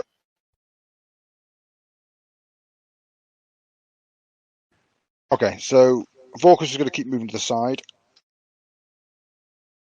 until he can hear himself speak. Yep. I think is there. So you move through 5 feet of the spike growth. Yep. So you will take automatically 5 points of piercing damage. Roger. And then I will cast Toll the Dead on that little bad boy. So Alright, that will wisdom be save a for wisdom him. save.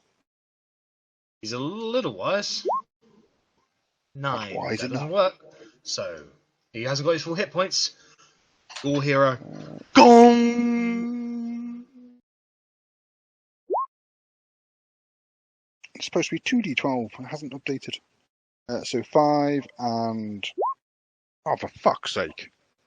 3. So 8 points of necrotic damage against him. It's only rolling a d8. Or did you say d12? Yeah, it's No, a the the right- one on the right's a the right d12. hand. Oh, gotcha. Oh, that's fancy. Yeah. Okay, so that's So yeah, I everything guess from that's about Volkrus. all he can do. Par's turn, or the skeleton of Par. So he is armed with the sword that we got from somewhere or other. So he is just going to charge the thing. Can it climb up the side here, or does it have to go all the way round? It would have to make an athletics check as an action. Yeah, I don't think skeletons are very athletic. But it's going to die if it walks through the fucking spike growth. This is just dog shit. He's going to climb a wall. Or try to. Okay, make an athletics check. Oh, my life! What do you get? Nat 20, again! Okay, It's so one tonight. Par, utilising the strength he had in life, is able to climb up and get atop the thing, avoiding the spike growth completely. That is his Okay, action, but he's up there. That's his action. Okay, well then he will stand there and look scary. Alright, Cora, you're up.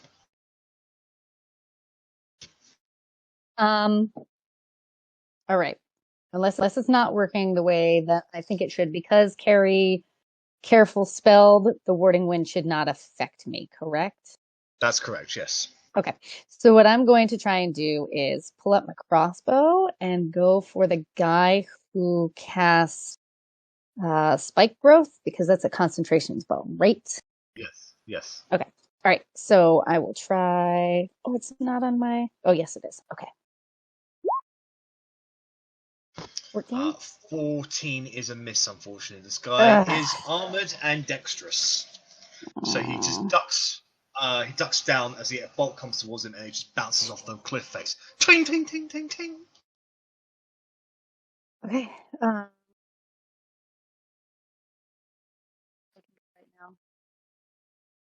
now. Actually, hold on. I'm going to see if there's no, because spiritual weapon is, I need, I believe, verbal for that, and I'm in silence, so I can't do it. So I think though I have a, nope, that's gonna be it for right now. Thanks. Okay. It is Bark's turn. Okie doke. Bark is going to start swinging with his mace and hope he has better luck than he did with his bow. It was morning star Alright. swing with his mace.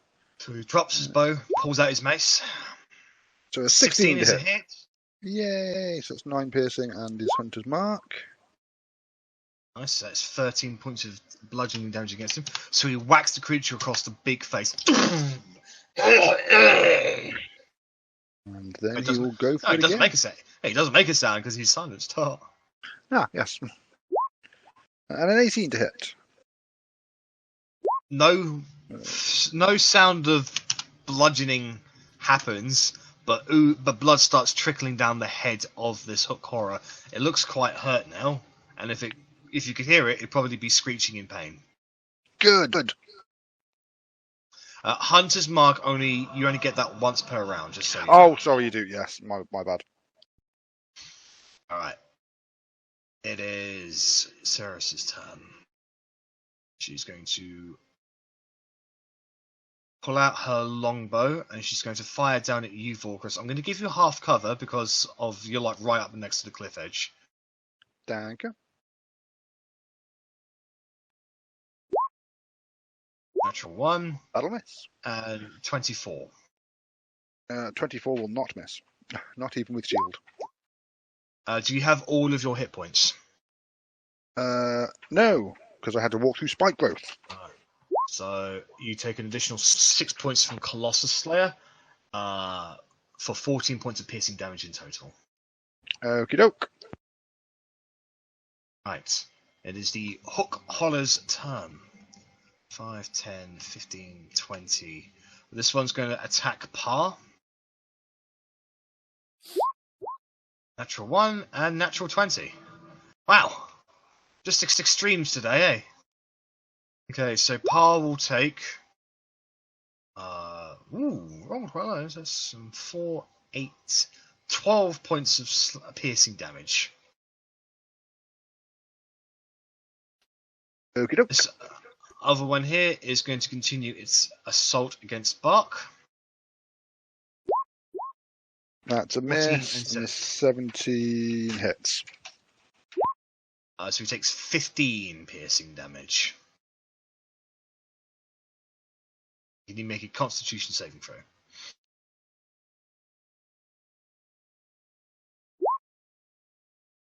14. He maintains the save. Right, so it's the New Order Footman. Once again, everybody but Vorkus is going to get one shot at disadvantage, except for Jawprix, who is out of the warding wind. So I'll do you first, Jawprix. Natural 1. Fuck's sake. Miss. That's a miss. Okay, Bark. 11. Miss. Lisma. 7. Miss. Kerry. 8. Miss. Cora. 8. Miss. Zurich. Natural 1. Yeah, the arrows are just bouncing off of this warding wind, and Kerry is like, I knew this was the spell! I knew it! I can't believe I made an encounter just to make that warding wind so fucking valid, and she's not here to enjoy it. Oh, man. That's a kick in the balls if there ever was one. Sorry. Jofrix, you're up. So now I want to lay in that fireball in a different spot, obviously. Okay. Yeah. So let's see.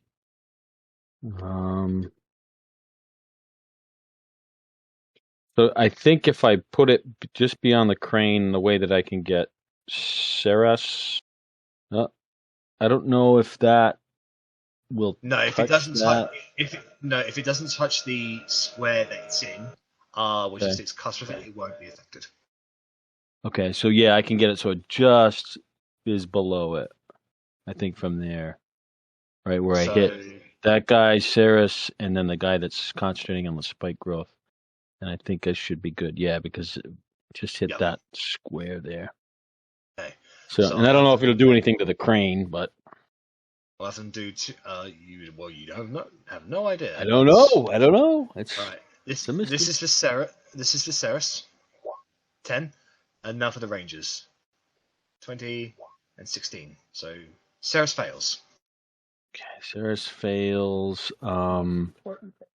I think for the ranger that's on the that's concentrating. Can I portent his? Yeah, that would be the 16. That'd be the 16. Because that one would pass, and so I want they'll use my other portent, which is like a 2. Okay. Put that in the chat. That'll be your last portent of the day then. Yep, portent 2. Ranger. All right. Your visions come about you, Joe Briggs, and you see that if you fired it in a specific spot, the New Order Ranger currently watching would notice that and be prepared. Instead, what you do is you kick the ground, cause the have an arcane flutter as the snow bounces upwards, causing him to momentarily lose sight on you for that half second. In that half second, you fire the firebolt. He doesn't react fast enough. And because of that vision, you act accordingly, and he fails his saving throw. I'm going to do my damage now. 8d6. Roll. Oh, some 1s in there. There's a lot of 1s. Oh dear. I know, so right? 19 fire damage to these two down here. So Ceres and that guy. And then that's just going to be 9 points of fire damage to the guy who's saved. Alright, so now they need to both make 2 concentration saving throws. The DC is 10. Okay. So this is for Ceres. And now for the New Order Ranger. They both save. Ugh. Okay. Did you want to apply any of your lucky rolls to that? I would like to. I'll give it a shot for the I think the spike growth is killing them more than the silences right now. You'll expend one of your luckies to force that guy to re-roll his save throw. Is that correct? Yeah, and it's only a shot. It's not even a definite. So it's just a chance. He just makes the save. Oh, you roll it. Oh, okay. My bad. Okay. Yeah, no. You expend the lucky. I'll still roll. I still have his bonuses, so I'll still roll. So. Oh, okay. For him, yeah, it makes sense. That makes sense. Okay. All right. So he still just makes the save, unfortunately. Crap. All right. So they maintain concentration, but the explosion shakes the entire area. I want Xeric and Bark to make a deception roll, please.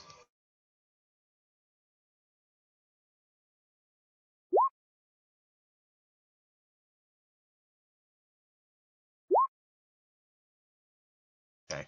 Bark is in the heat of combat and doesn't notice.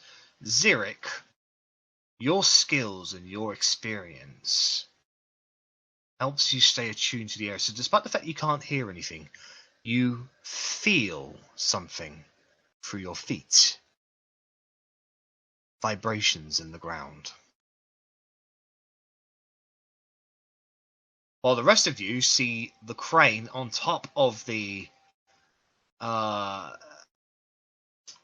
cliff edge get completely blasted by the fireball. You can see several of its structure, like the ropes that keep it up, snap, twing, twing, twing, twing, and the whole thing lists forward. I'm going to have that Winter Wolf do a dexterity saving throw. And it falls off All right. So it'll fall off there. It falls a good 5, 10, 15, 20 feet actually. I start instinctively So- casting Featherfall, and I'm like, wait, no. No. So it takes 7 points of falling damage and is knocked prone.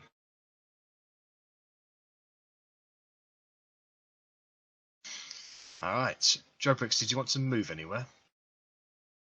I think I'm going to stay put for now. I'm still in the spike growth, and it would be. I don't really have anywhere to go. Did Okay. Silence get knocked? No, it's still up. Pa, it's his turn. Par is going to take a swing at this hook thing with his sword. So 13 to hit. 13 is a miss, unfortunately. Par is going to stand there and look scary. Spring off of the hide of the creature. He just doesn't have the physical strength that he once had. It's gone off in his old age. Right. That's it. He'll just stay there. So this one is going to make an acrobatics check to slide down the side of the thing. Does so. It's there, and it immediately comes and bounds towards you, Orcris. It's going to make a bite attack against you. 19. I will cast Shield. So as the massive jaws come down towards you, the shield erupts upwards and it blasts its face back. You can see actually a couple of teeth are broken from the impact on it. It bites a few more times, but can't get past your shield. This one is going to stand up. 1, 2, 3. It's going to go for you, Jorbrix. Would that get affected by the spike growth as well? Yes, it would. So it's taken 1, 2, so that'll be 4d4. So it takes 9 points of piercing damage as it bounds its way through the spikes to get towards Jorbrix to make a bite attack. Natural 20. Oh. So his shield wouldn't even help me there. Would you like to Right. expend your last lucky? On that roll, yeah. Unfortunately, I think I have to. Okay. I 10. like that. I like that better.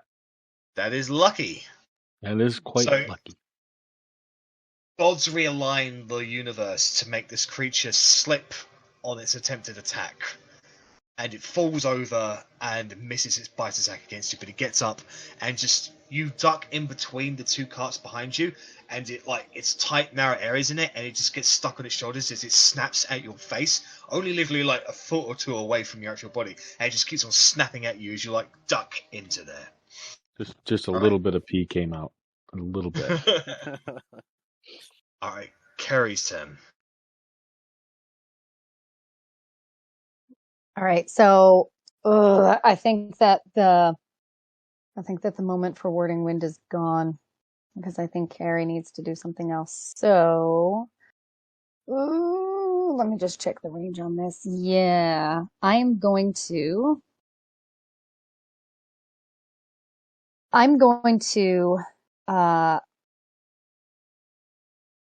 at second level cast magic missile. Well, I'm gonna drop concentration on warding wind. She can't.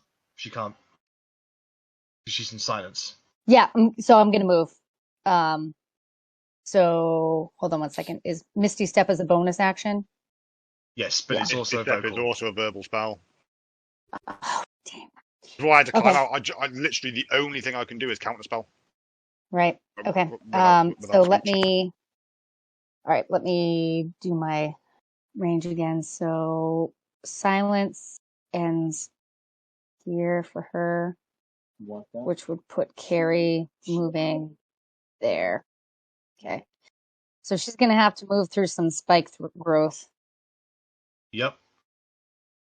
Here, I think So- would be the 5, 10, 15, 20, 25. So 1, 2, 3, 4, 5, 6. So what's 2 times 6? 12. So she's going to take 12d4 piercing damage.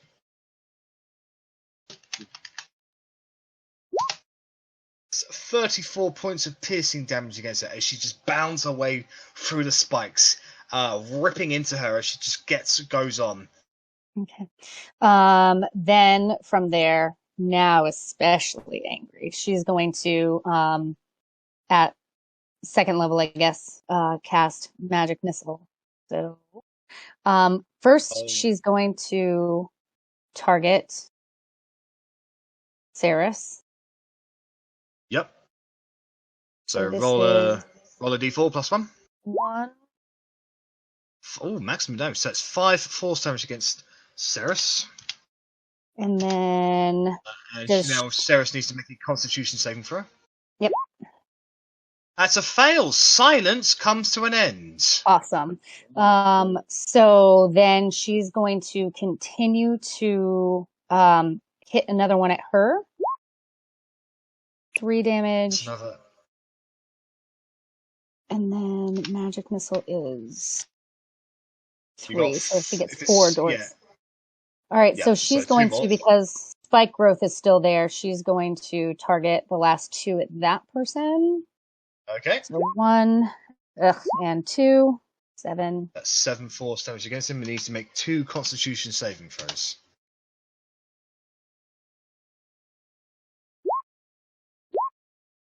That's a fail. Spike breath comes to an end. Hashtag worth it. Okay. Can you roll a d20 for me as well, please? Yeah. D20. Who wants a Golisto? Who wants to You roll? actually cast silence and spike growth in a 20-foot radius around you. I know, right? Alright, roll a d100 for me, please. Oh, God. Nice. Appropriate. I fucking know what 69 does off the top of my head. I know because I saw it just literally the other day. Everybody always remembers. Of course.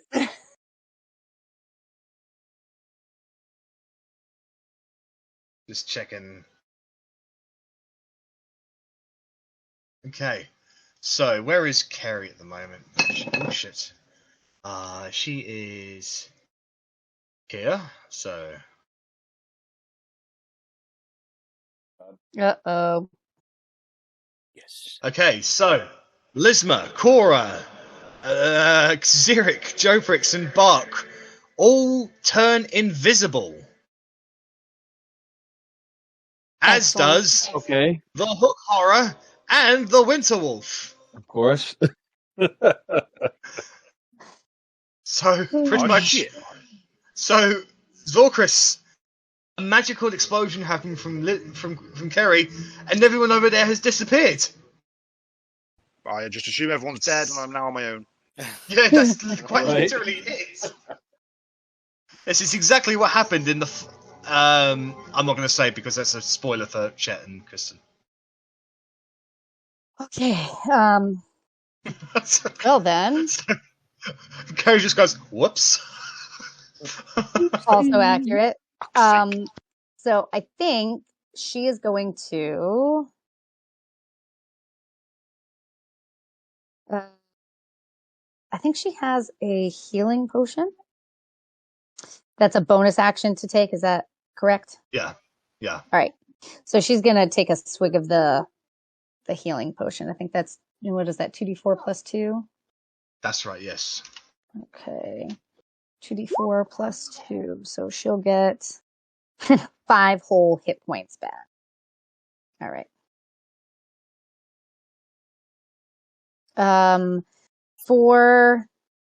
Does she get a cunning action on top of that? Yeah. No. She's already used her bonus actions to drink the potion, so. Okay.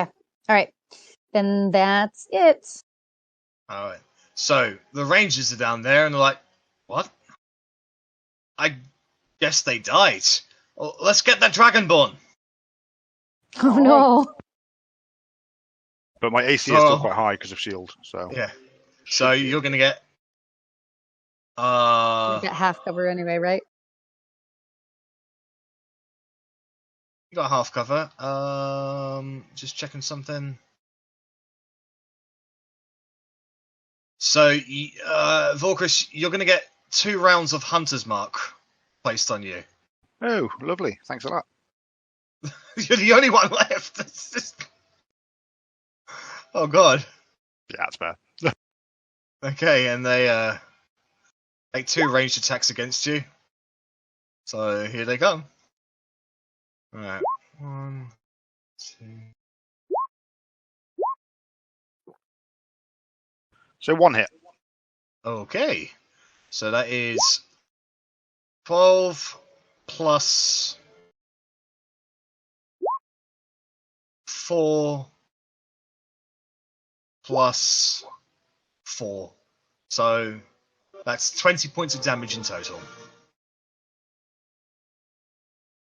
As the other arrows just bounce off of your shield.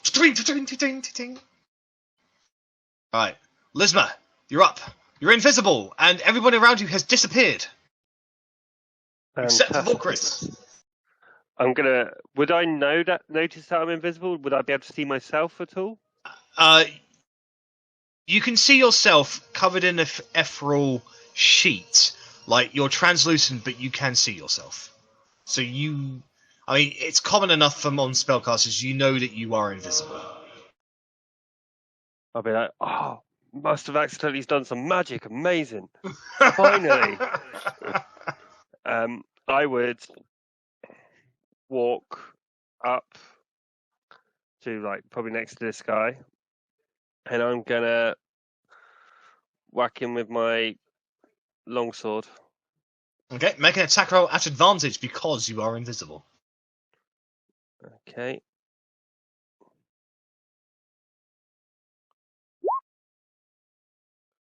Alright, that is a hit. So once you hit him, your invisibility drops. And the creature is certainly surprised by this, so roll damage.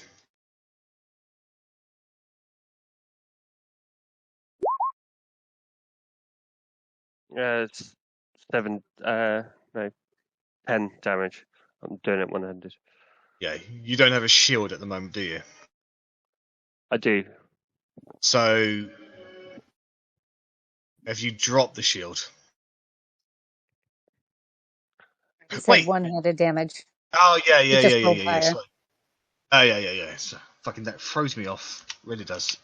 Okay, so you slash into him, cutting his the side of his hide open, and an ichor of bluish blood seeps out, and he just sort of backs away. Okay, and then I'll slice at him again with my extra attack. Okay. Unfortunately, 10 is a miss. You swing it, and it brings its own hook down, and you clash. Ting! Kind of parrying you away, but you just keep your shield up, your sword forward, ready for the next round. Okay, that's my turn. All right, Zurich, you're up. You're invisible. Oh, how hurt is Volkris looking? Very. Very hurt. Oh, I don't even think I can get close enough to help.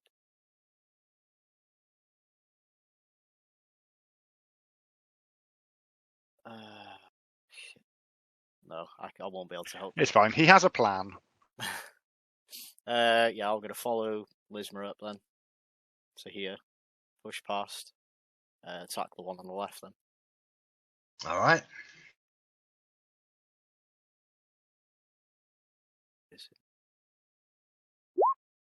Oh, this is going to hurt it. Yeah, it is. As your invisibility disappears, you like jump through the air and strike your spear into the side of its neck. Okay, so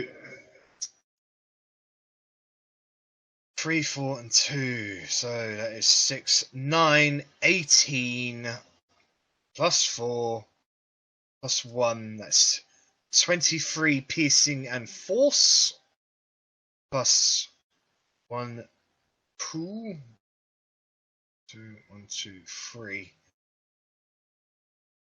The plus 3 to fire. The one on the second fire damage is for creature within 5 feet. Okay, so I'm going to read Another one, yeah. So it's just the first lot, yeah. Yeah. Alright, so that is fucking. I just had it actually. Fucking 18. 23 points of damage against him as you puncture its throat, and it just screeches out in pain as it's blasted away by this pulsating force blow. And it takes a few steps backwards as you almost torn out its throat. It's taken a lot of damage from that single attack. And then bonus action, just try and drive the spear into it. Alright. 17 is a hit. You spin around and shove it into its gut, dealing 11 damage. And once again, it blows out with that force damage like a bullet. Nice. Just look to Lisma and be like, that's how you do it. Maybe I'll teach you one day. Volchris, you're up. Your shield comes to an end. Okie doke. So I'm going to turn to this wolf. I'm going to look it straight in the eye. I'm going to say, you don't know who you're messing with. And I will use a bonus action to make my cloak billow to add extra tower to my words. Which is my way of saying I don't need to use my bonus action. So fuck it. The Winter Wolf just goes. And then I'm going to cast Vampiric Touch at 4th level. Alrighty then, make an attack, a melee spell attack. Please work. Yes, 20 to hit. That is a miss. Really? Whoa. No, of course not, of course not. It's like the most heavily armoured wolf in the world. Bro, like, I just wanted to scare you. I just wanted to scare you. Cast at level 4. So 19 damage to it. Lovely. So as you reach out, you I grab will it get by a nice the 9 health back. Yeah. So as you grab it by the throat, you can see the sickly green energy burst out into its veins. You drain it of its life force, which comes in and closes up some of your wounds. As you push it away, it starts coughing in that dog-like manner of coughing. And it doesn't know what happened, but you get the sense that you've angered it. Wow. He's angered me too. Okay. If you don't want to move anywhere, that brings us to Cora, who is invisible. okie dokie. I lost my core sheet. That's Carrie's sheet. All right. I think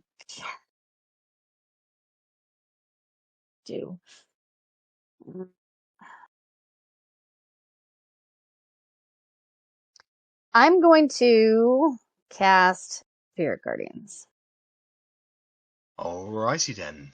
So that will end your invisibility as the small little raccoons erupt around you, just start patrolling the immediate area. Yeah, let's fucking kill something, yeah!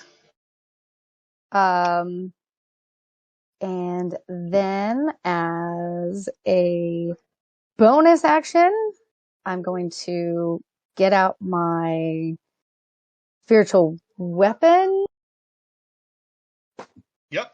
Where is it? There it I is. believe you can drag it out yourself now. Yes.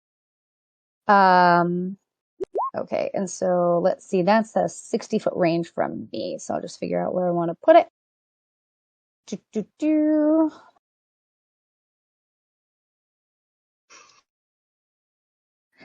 I think Volchris needs help. Par's skeleton is right there.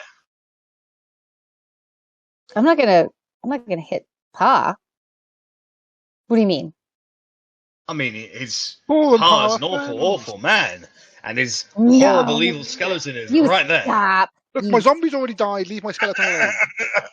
You stop. All right. So I will. And apparently I have no idea how to actually drag a token on like that. There it is. I got it. Yeah, there. Nope. All right. So I'll put it there. And then did the 23 so hit 23 will certainly hit. So the mace comes down and just smacks the Winter Wolf around the side. As it sort of recoils away from the attack. All right. And then that's it. All right. It is Bark's turn. He is invisible. He knows the creature he was fighting is right in front of him, but it is also Yes. invisible. Because he's got Hunter's Mark. So how, like, would he still be attacking at disadvantage? Yes, because the creature is invisible. So, Okie doke. but because you're invisible, it would negate out to true. a simple. It's like a straight up roll, right? Yeah. Okay, then yeah, he's just going to swing his Morning Star at where he Okay. believes the thing is. All right, make an attack roll. 12. 12, unfortunately, is a miss, and it will break your invisibility. So you swing And he will at a place try you again. thought its place just was, but it's not there. This attack will be disadvantage. Fuck's sake. I mean, I've had a lot of nat 20s. It has to balance out somewhere, but fuck's sake. He swings again, and it catches on something that you suspect is its hook that almost parries the Morning Star out of his hands. Would Barak like to move anywhere? No, but sensing this fight is not going particularly well, he is going to rage. All right. So, I think just checking. Can't be. Top of my head, can you still concentrate on spells when you're raging? No, so his Hunter's Mark will drop. Yeah, I meant for the attack before, when you've been able to see the invisible thing in front of you. You just can't see it. I knew it was in front of me because I could sense it was in front of me, but I still couldn't see it to hit it. That's why it was. I thought that's what roll. Hunter's Mark. Yeah, but he would still be disadvantaged anyway because he is invisible. Like you have disadvantage on any attack roll against a creature you just cannot see. Like So he knew I know where it's he in front was. of me, but there's still areas. Yeah. Right. I can't actually see it. I just know where he is. So it is Ceres's turn.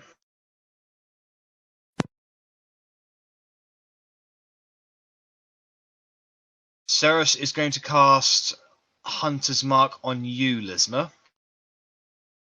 And she's going to loose 2 shots down towards you. Okay.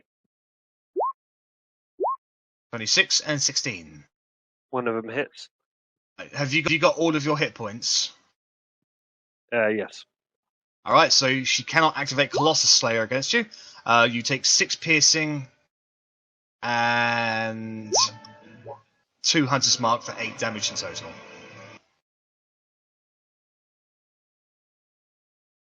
And that is her turn. She's going to maintain position there. It is the Hook Horror's turn. So this Hook Horror is going to swing both of his arms, one at Lisma, one at Xeric. So Lisma, 12, and Xeric, 14. Both of you miss. You both bring up your weapons, deflect the Hook Horror at the same time, and both of you just work together and just kind of double kick it in the belly, forcing it away. Teamwork, like. I'll give Xeric a wink. The invisible Hook Horror is going to attack the both of you from behind you at advantage against Lisma.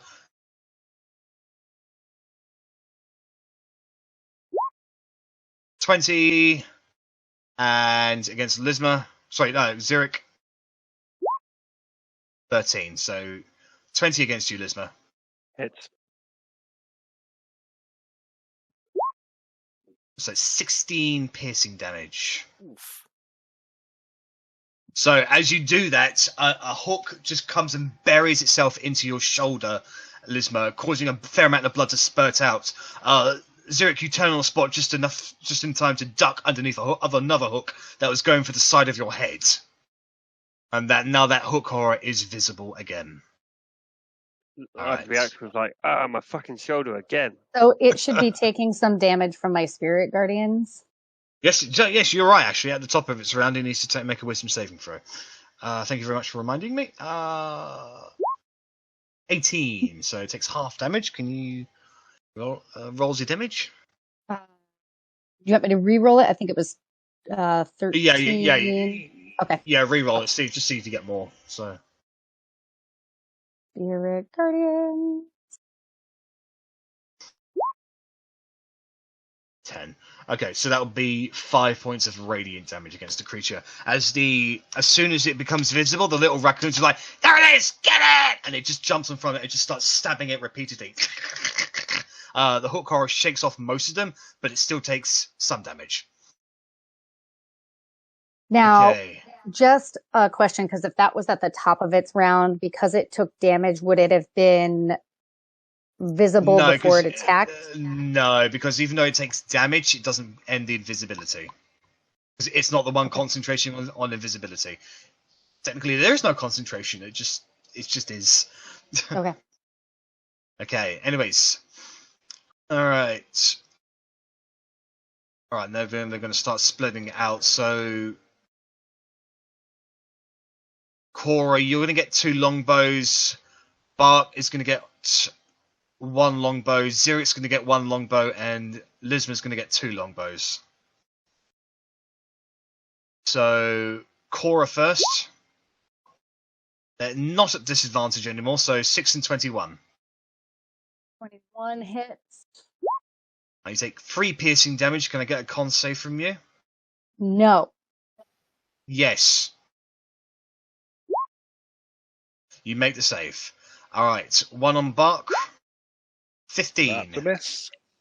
Okay. Hmm. 1 on Ziric. 7, that's a miss. And 2 on Lisma. 21. That gets you.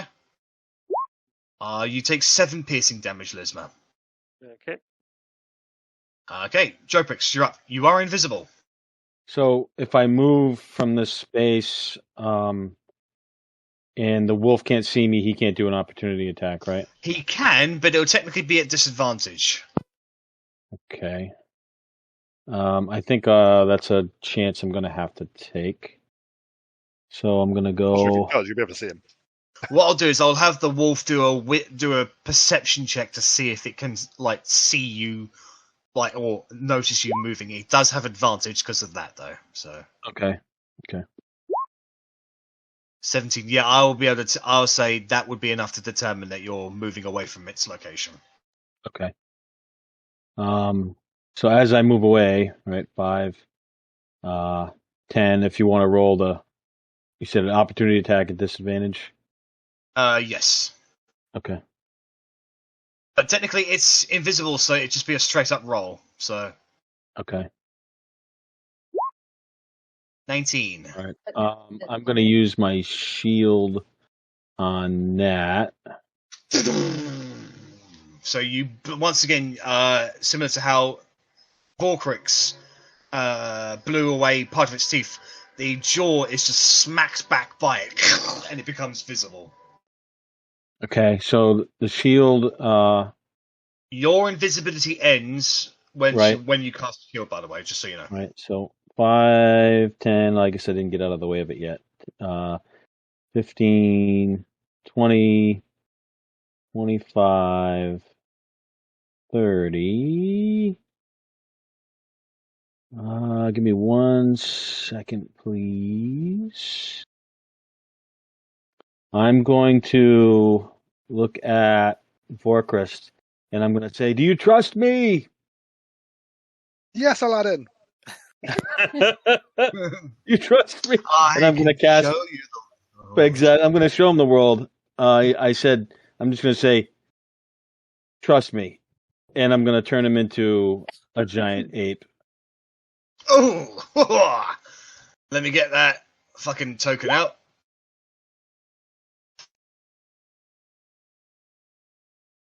I just want you to know, Rich, that he and I have sung that at karaoke before, and it was 100% his choice. It was really good though. So now every time we do it, I'm going to have to play the part of you. So, Vorkrist, you're being overwhelmed. You're being attacked from all sides. This winter wolf is on you. It's big, it's nasty, and then all of a sudden, it's puny and looks like a plaything. You have gotten a lot dumber, but you've gotten a lot stronger. Wahaha. Wahaha. So, what's the... It's not an AC of 12. What's the HP? 130 something, isn't it? It's 157, unless I'm mistaken. Okay. I could be. Give me a second. No, that sounds about right. I was just checking myself. Alright, you can control that token now, Vorkrist. You are a giant ape. Behave as a giant ape would. Yeah. Yeah, 157, Raw. AC of 12. Movement is 40, and climb speed is 42. Also. Oh, So I right, can't cast magic, obviously, but I can still concentrate on the vampiric touch that I did have. So if this does drop, I'll be able to use it for the next minute. Or Make an intelligence check as an ape. not. Yeah, that'll go well. They have got a 7 in intelligence, so -2 to this. So 12. In your mind, you think, banana, good. Banana. Blonde-haired woman, good. Vampiric touch, Empire State good. Good. Good. So yeah, you're thinking, sucking energy when holding creature, good. Think of that wolf as a banana, and that's what you have to do to get the banana out of the peel. I mean, I know it's inconsequential, but the theme I'm playing at the moment is so appropriate for a giant ape, I think. Oh, yeah, it works pretty well. Okay, so that's Jopric's turn. Pa can no longer be mentally commanded to do anything because you are an ape. Oh, it's true. I didn't think of that. His previous He thing follows was the just flag. attacking that, so it would carry on doing Yeah, that. yeah. So +4 to this. So 18. Oh, that's a hit against him. Yay! So and a +2 to this damage. So 7 damage. Rah! Nice. So he shoves this sword into the side of the hook horror and it just recoils in pain. You can see it's actually quite hurt now. Good. Right, it's the Winter Wolf's turn. So this Winter Wolf is like, it's going to breathe out onto you. It's going to do its cold breath. Can you make a dexterity saving throw, please? It's a 15-foot cone, so it's only going to get the ape. Gets a +2. I didn't expect a giant ape to be very dexterous, but 12. Oh, You DC 12. just make the save. So you take half damage from this. Oh, that's pretty good. 22, 11 points of cold damage. Roger. And then it is going to retreat up the hill. Opportunity attack. Ape smash. Ape smash! Stalker smash! It will do a fist attack, so a +9 to this. Sucky, good. Oh, my life. 12. 12. 12. Might That hit. is just a miss against the Winter Oh, Wolf. shoot. Stupid fucking ape! It climbs all the way up, running away from the big ass fucking ape. Because it's a beast, it's not going to try. It doesn't want to take you on. Coward! This one here is going to breathe out towards Cora and Joprix. Can you also make dexterity saving throws, both of you, please? It needs a wisdom save too. Oh, that's right. 9. All right, so I will re-roll for the damage. So the little critters stop stabbing the hook horror and rush over towards the Winter Wolf. This guy's unstabbed! Let's get him! So he takes 11 radiant damage, or 11 vicious radiant damage. And it breathed at me, so I need a con save. And from Joprix as well, please. Con or Dex? What is it? Dex. Dex? Oh, Dex. Sorry. Yeah, DC 12. I'm a little worried about this one. Cora fails. Oh! Oof. You both take 12 points of cold damage. Couldn't have rolled that low for me, no?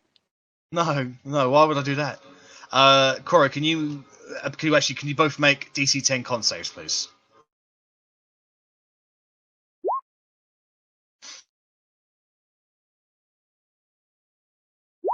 Success. Ooh. And the giant ape fails. That sucks. Sorry, Vorkris. And Vorkris, you're thinking, smash! Rise dead! What the hell? Or raised dead, raised dead. Okay, and this winter wolf is going to get out of the spiritual guardians because it doesn't like being stabbed by little raccoons. Alright, it is Kerry's turn.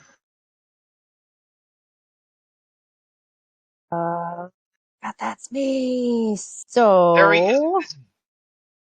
yes, she is invisible, Yep. which means that would give a weapon attack, sneak attack damage. Yeah, well, at advantage, yes, she would have a Yeah. sneak attack on a weapon attack. Ugh, she has such shit.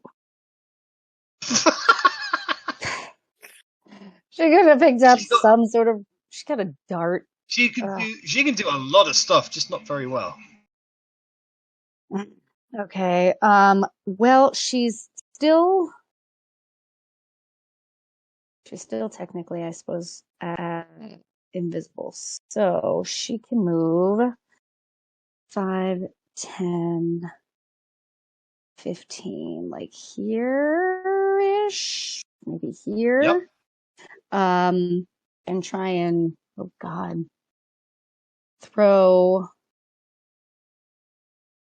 They both have the same amount. I guess she'll try and throw Dream Snatcher at it, because I know that does something. Okay.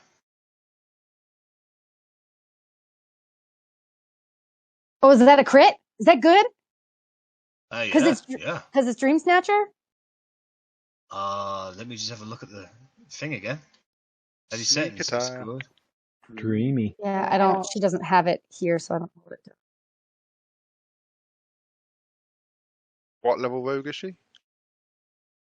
She's a 2nd level rogue. Yeah, I so think I'll it's get 1d6. No, is it? It says 2d6 here. I don't know. I know any creature that who is sleeping that has struck those weapon is an automatic critical hit and deals an additional 3d10 necrotic damage. Yeah, the crit itself doesn't actually do anything unless they're sleeping. So does it? Because, like I said, she doesn't have it on her sheet. She uses that to cast sleep or something? Yeah, she can use it to cast sleep, and then when everybody's asleep, she can go around and get basically auto crits on people. Okay. All right. Well, still that damage is good. And then rogue sneak attack, we said, is 1d6 or 2d6? If it says 2 on the sheet, that's probably right. Wow. Yeah, and the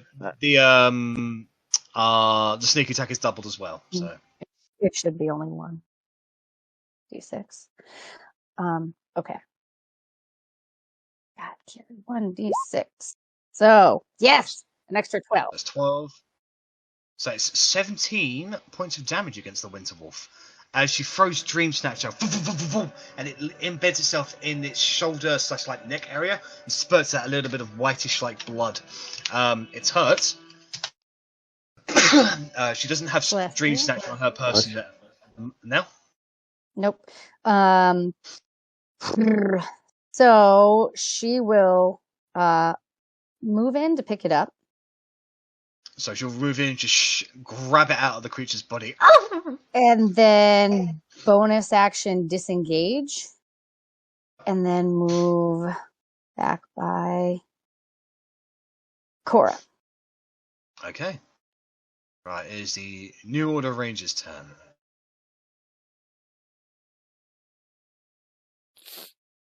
Okay, let's have a look-see here.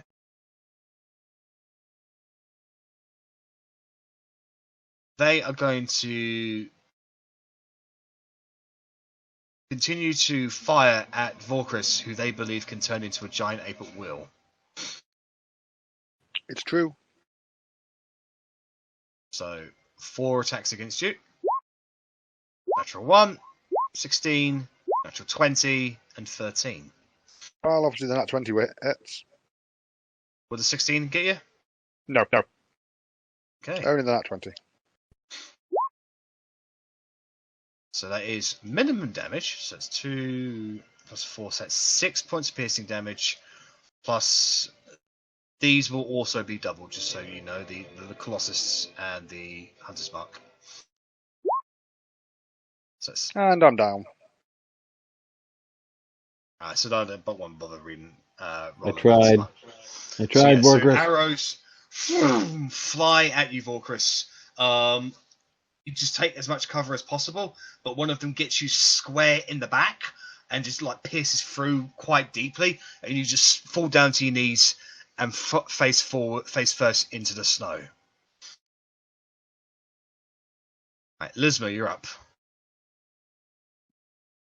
Cool. I'm gonna swipe my sword at the hooked horror on the left. Okay.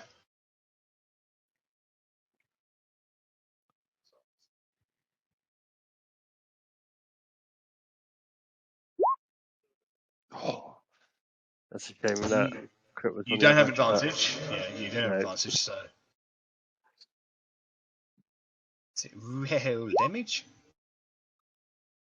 So that is 7 slashing damage to him. So you cut into him, it recoils and bang. Okay, and I will do the same again.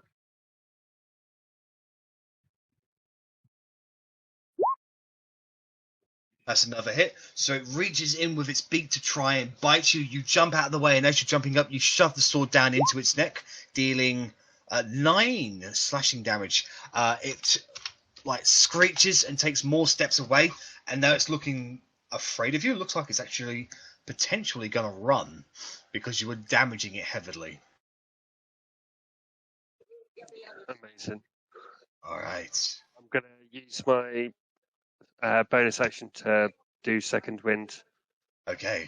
So you take a deep breath, and the pain through your wounds become lessened as you focus your mind. All right. Unless you want to move anywhere, it's Zyric's turn. Oh, nice. 17 hit points back to you. Nice. Yeah.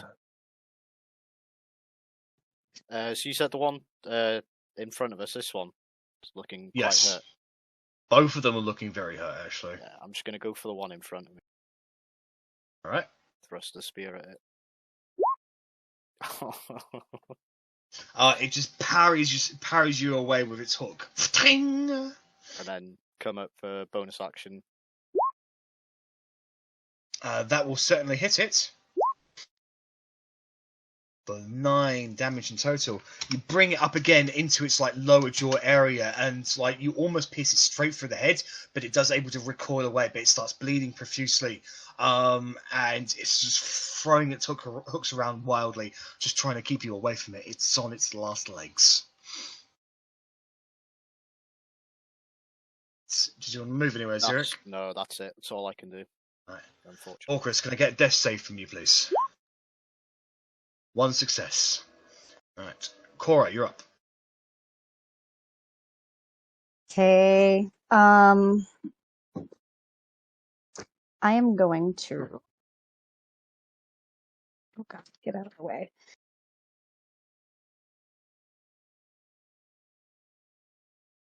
I'm gonna move here. I am going to bonus action cast Healing Word. Yep. And I'm going to cast that at 3rd level. So 19 points of healing. And Vorkris is up. Alright. So Vorkris, your eyes dart open. You reach around and you grab the sword out of your the arrow out of your back, and you can feel the wound that was there close up, and you are breathing. Yep. That'll give me some healing back as well. So 5. 1, 2, 3, 4, 5. And I think I will use my action to dodge. Okay. All right. Bark, it's your turn. Bark is going to swing his Morning Star. It's Rage Anger. Okay. 26 to hit. That is a hit. He just rushes up, frothing at the mouth, bringing the mace down on top of the creature's beak, smashing the beak, bringing the head down into the snow, and just crushing it as the skull just goes splat on the ground. Okay, the fact that's 14 damage isn't actually relevant then, but yay! And then you kill it a little harder. He will move over to the wolf and swing at the wolf. Okay.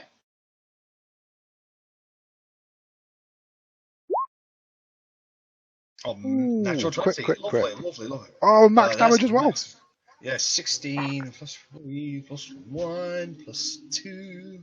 The rage is doubled, 14, so it's 24 damage. It's not nice. Going, little bark. So as this creature is just backing away, you bark after immediately killing this creature, pursues the wolf. As it turns around, he spins around and whacks it across the face with the morning star. You can see its like lower jaw just get dislodged from this, and it just whimpers in pain. It's incredibly hurt by that, but it's still standing. Yep, that'll be Bark's turn then. Alright. It is Ceres's turn. Sorry, I have a question. When I moved, did that obviously put the second hook horror in my spirit guardian range? Does it take damage then? It says when it enters the first time on a turn, or at the top of the round. It would take the damage. Okay. So like it didn't move into it, you moved into it. So I've researched it's still entering. Quite specifically. Okay. Yeah. Yep. So like this happens quite a lot with Spirit Guardians. It's a 3rd level spell. It's not supposed to deal, I think, like 9d8 worth of damage. So 98. I just didn't know mechanically when it would happen, so it because takes the damage verbiage is weird. at the top of the rounds. Yeah. Okay. It takes the damage at the top of the rounds, yeah. Thanks. Okay, so Ceres is going to use her action to get rid of the burns on herself. And she's going to cast Cure Wounds at 2nd level on herself. Oh man, what a shit number. So she regains. You finally got a bad roll. Yeah. Alright, and then Ceres is 5, 10, 15, 20, 25, 30. Right, it is the hook horror turn. So, once again, he's going to bring both of his hooks down onto Zurich and Lisma. Does he do his save first to see if he dies? Oh, yes. 3! I don't think there's any way you can survive this unless you roll nothing but ones. So as it brings up its hooks to like swing at you as it prepares to run away, Zurich and Luzma, you bring up your weapons and your shields prepared to defend yourselves, and all of a sudden, tiny little spiritual raccoons jump over your shoulders onto the creature and just go, "Let's fucking stab it!" Stab. And the creature just goes, it's pulled to the ground, and it flails a little bit, but ceases to move as it's stabbed to death by the little critters. Just shout over to Cora and Nomish, thank you. You're the gore with a welcome gum. All right. It is the New Order Footmen. All right, so Bark is going to get 2 shots. 19, 23. Okay. That's 6 damage in total as he's raging. Yeah. Okay. All right. Lisma and Zurich, you guys are going to get 2 shots each. So Lisma and Zurich. Yeah, I believe the 19 gets you. Yeah. I'll use shield actually. I'll shield. Okay. Top. You blow away the arrow at the last possible moment. Okay, Joprix, you're up. Firebolt on the Bark Wolf over here. Okay. And I think that's a ranged spell attack. Yeah. So You have to do it for the attacks and spell casting, remember, not the spell sheet. Right.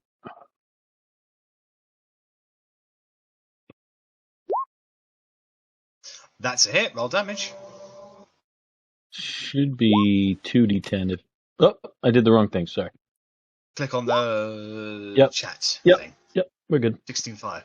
So, yes, sir, the firebolt flies forwards and blows up the side of the winter wolf. It goes crashing against the side of the wall and slides down, struggles a little bit with its exposed organs, and ceases to function. Oh, thank goodness for that. I will only move up a few feet. 5, 10, right there, and I'll wait for Cora to be my little shield maiden. My big shield You maiden. just use a shield? I like this purple glow that's around you with all these little raccoons. I like it. I feel safe in here. It's Par's turn. Pa is actually going to do nothing, I guess, because he was attacking them and they're both dead, and I haven't told him to do anything else yet. Yeah. Okay, so Pa just looks at you, Zero, and just goes, I'm sorry, I'm not your master. I have no clue what you're saying. Alright, it is the Winter Wolf's turn. It does not get its frost breath back. It is going to retreat up the hill a bit and take the dodge action. Alright, Kerry, it's your turn. I'm trying to read what Twin Spell does. I can spend a number of sorcery points equal to the spell's level to target a second creature in range. Yeah. Okay, so if I were to cast a level 1 spell, I'd spend one sorcery point? One sorcery point. Okay. All right, thank you. So then what I think I'm going to do is... Oh, this is her. Is that one Saris? No, Saris is over here. Yeah. Okay. I am going to Twin Spell Magic Missile. At first level? Yes. Yes. Okay, so that will be 3d4 twice. Okay. All right. So it will go like this. 1, 2, 3. And that's against 4. Saris, is that right? Yeah. First 3? I'm just going to roll all 3 of them. 4, 5, 6. Did it roll 6 of them? I can't see. Yeah, 6. 1, 2, Yes. 3, 4, 5, 6. All right. So The last 3, where are they going? So my question was, do they because I twinned it, now they're allowed to go on separate targets, or they have to go on the same target? No, you twin spell it, so you Okay. can... Okay, I can split it. Okay, then my intention had been to, if I didn't have to use the same target, to also try and get this wolf. Yes. So they will take 10 force damage. Yeah. Right. Can you roll 11 a d20? on. Yep.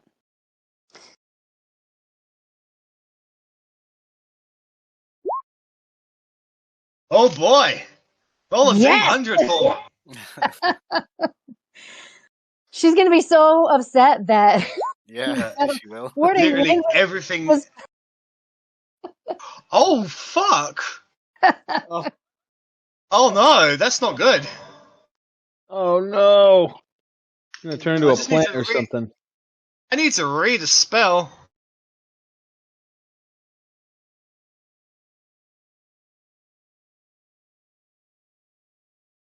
Come on, roll. Come on, mate. Come on. Internet. Load. Oh, for fuck's sake. Come on. It's not difficult to load a fucking spell. Thank you very much. Okay. 50-foot radius. Shit. That doesn't sound good. I don't know. Whatever it is, that's what 50 feet from me looks like. All right. So, everybody in that radius.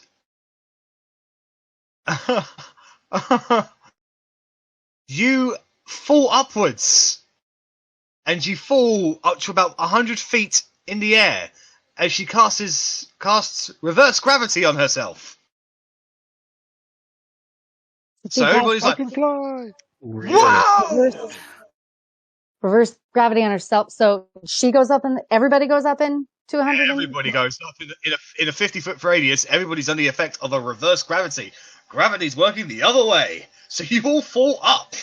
Whoa! Including those two New Order fitmen there. They're like, "Ah!" So you're all falling up to the 100-foot thing where you're bobbing up and down, basically. It is a concentration spell. Okay. So she can end it on her turn. Interesting. Oh, So how does that work? Can I it like if I choose to end it, it ends everybody and then they all take falling damage? yes, on your next turn. Yep, I'm just trying to get the mechanics of it. All right, thank you. So you can attempt to swim in the air to try and move, but unfortunately everybody's kind of stuck in bobbing up and down in the air at 100 foot. Cora yells over to Lismer, "You're magic! You're floating!" I don't like this magic. How do I make it stop? So, that's Kerry's turn. That's the New Order Rangers' turn, and they're just sort of watching these guys bobbing up and down like, what? Whatever. And they're going to take shots. One for Lismer, one for Xeric, one for Joe Pricks, and one for Cora. So, Lismer, 28. Xeric, miss. Joe Pricks, 15. And Cora, Miss. 21. Mine would be disadvantage because I was dodging. Can you dodge while falling up? I guess you would. I guess you can, technically. I mean, in terms of game mechanics. So here's I don't know. 14 on you, Yes. Cora. She's up there floating like the NASA astronauts, just like Going sideways. Okay, so that'll be a miss on you, Cora. So that is a 28 to hit you. Lisma, that is a hit. That's 9 piercing damage against you. I believe, Joe Pricks, what's your armor class? 16, right? 16. Yeah, just missed me. That's a miss. So all the arrows just fly past, and like Ceres just calls out, "Come on, it's like shooting fish in a weird barrel. Come on!" It's a weird barrel, yeah. Right, Lisma, it's your turn. You are bobbing up and down, and the corpses of the hook horrors are bobbing right up and down beside you as well.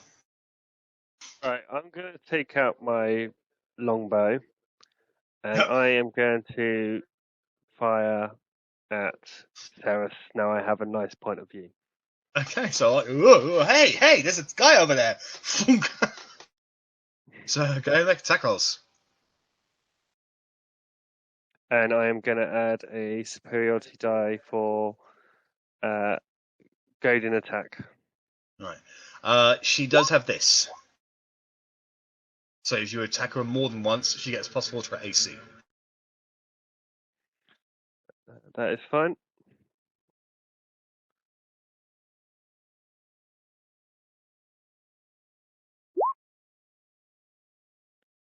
Okay, so 13 will miss her.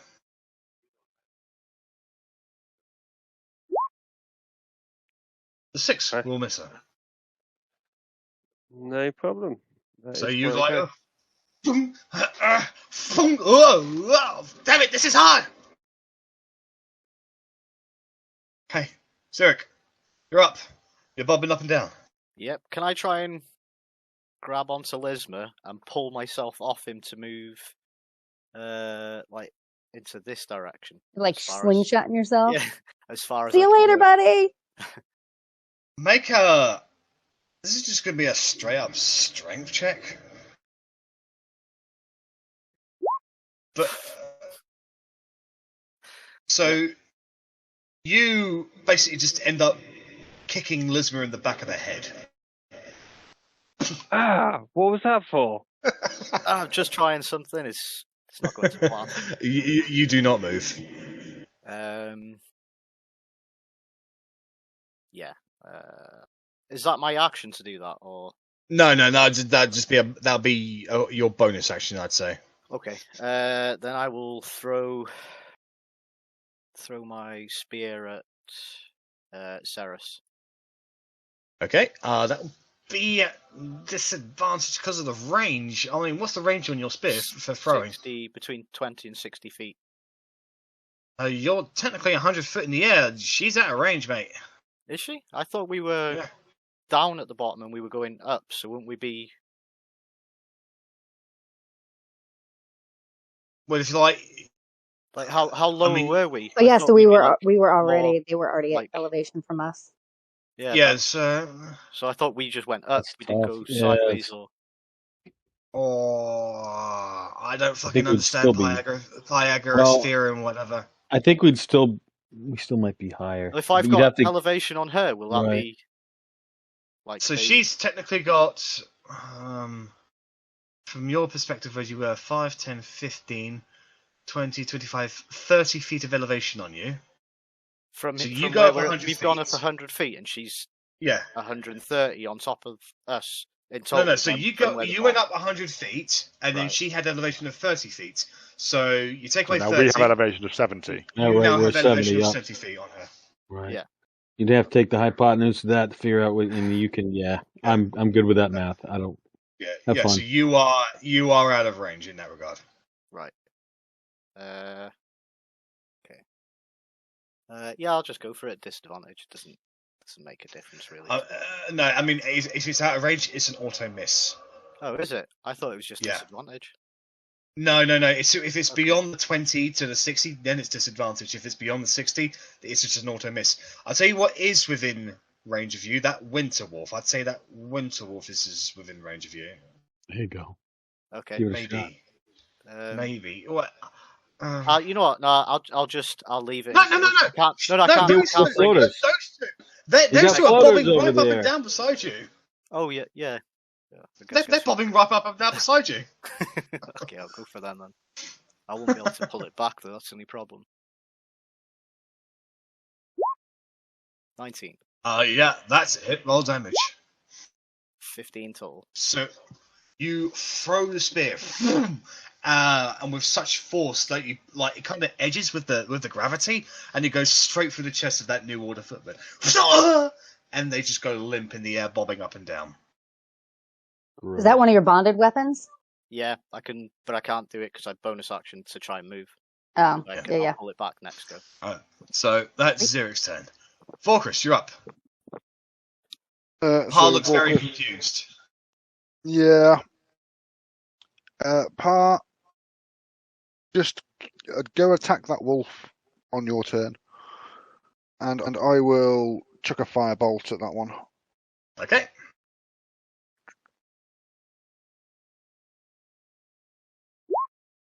Uh, 14. 14 is a hit against them. Ooh, how exciting. 13 fire damage. Minor explosion. Much more exciting than you gave it credit for. When the dust clears, she is not moving. Wahaha. And then I guess there's not really much else I can do. Okay. Cora, you're up. You're bobbing up and down, and the raccoons are going, she's going up there! No, she's going down there! No, she's going up there! Come on, let's keep up, guys! So, I can try and swim closer, you said? Yeah, I mean, I suppose. If you make an athletics check, I mean, it's going to be fucking hard. He's just swimming in air, really. Like Looney Tunes style, kind of. Right, strength check. Yeah, you do the swimming motion, and you stay exactly where you are. Okay. All right. Well, then, in that case, I will move it here. Okay. And then I will use Firebolt on... No, I don't have Firebolt. I'll use Sacred Flame instead on Ceres. I think I'm just going to check the All range. right, so I that's think dex that's. save from her. Oh, wait a minute. I can't because that's not the right range. No. But Toll the Dead is only 60 feet too. Damn it. Yeah, reverse gravity. That's it's why a high firebolt is good because it's like 120 feet. Yeah. All right, I'll just dodge for now. Okay. Right, Bark's turn. Whoa, whoa, whoa. Okay. Was this your doing, Carrie? Another reason for him to be mad at Carrie. Right, so Bark is gonna take his bow back off his back and take a shot. It's technically not on his back because he dropped it to pull out his thing. So it's actually technically bobbing over here now. Well, then Bark does fuck all. He can take the dodge action. Yeah, he will float around and dodge. All right. So it is Ceres' turn. Just going to make her way over to there. She is going to fire 2 shots up at you, Lismer, as you're the closest one. 21 and 28. Hit. Alright. And then Colossus for only 1. Oh, okay, so that's 12. That's 17 piercing damage against you. And that is her turn. It is the footman's turn. 2 shots at Xeric, 2 shots at Lismer, as you the two are the closest. And you're quite up there in the sky at the moment. So, Lismer. Natural 20. And Xeric. Both miss. I don't think any of them hit. So, only the crit gets Just you, the Lismer. crit, yeah. That is 2, 4, 6 piercing damage against you. Joe Pricks, you're up. So Joe Pricks is just going to firebolt at Ceres. La, la, la, la, la, la, la, la. Just a second.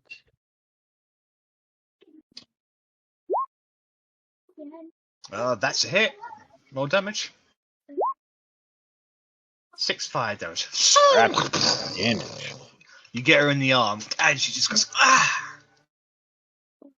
And I'm just going to be, not that it matters mechanically, but I'll be ready to do Featherfall for when Carrie breaks concentration. Yeah. As is Vorkliff, Okay. so between us we can make everyone float. Yeah, right. I was good worried about that. That would have been 10d6 worth of damage. Yeah. I'm glad someone else had it, because I can only do 5. Pa can't do anything, so... No. The Winter Wolf is just watching you guys bob up and down, confused. Look towards Sarah, just go, just take the dodge action. Just can't do anything. And then it's Carrie's turn. She just looks very, very embarrassed. Okay. Sorry guys. And she'll look towards Vorkris and Joe Pricks and say, "Can you cover us all?" Yeah, we got you. We got you and your mishap covered. Who you got, Vorkris? I can do. I'll do me, Pa. I'll do Cora and Zurich, and then you can do. I'll get Lismer, You, Carrie, and Lismer, Bark, and Carrie, and myself. Bark. Yeah. Okay, so then does she just stop concentrating, or is it a bonus action, or how does that She can Drop just stop. it. Okay. She's like, Dad, and let's go concentration. So, and immediately the gravity goes normally. Okay.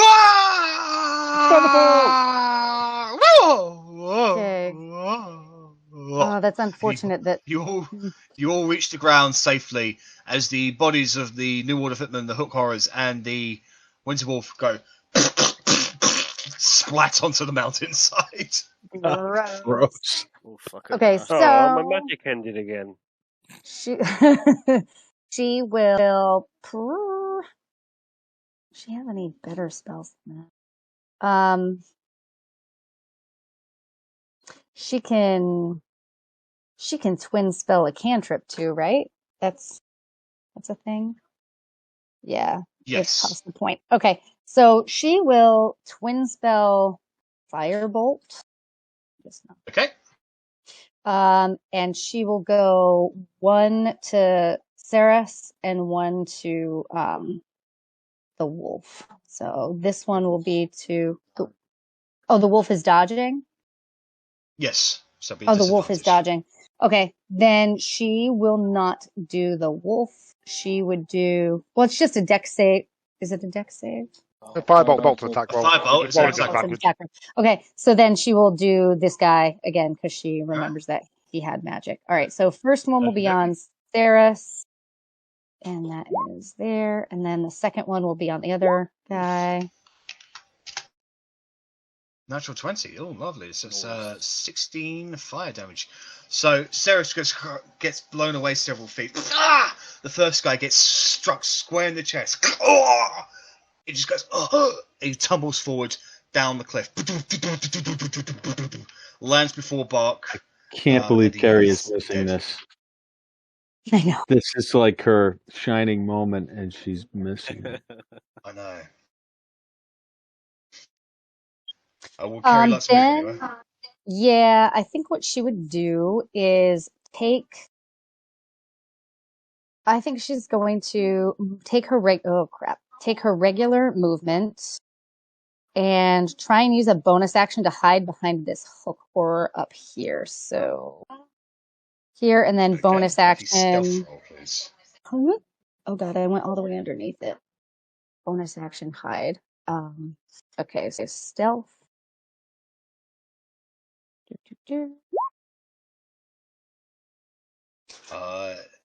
You have not beaten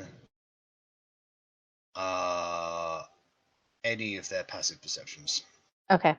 At any rate, she would be crouching down trying to be sneaky, but hopefully using some of that Hokor massive body as some cover.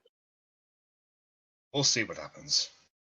But with most of the beasts defeated, this ranger is going to go up and start doing something with the obelisk. And at the end of his turn, the mouth up here just...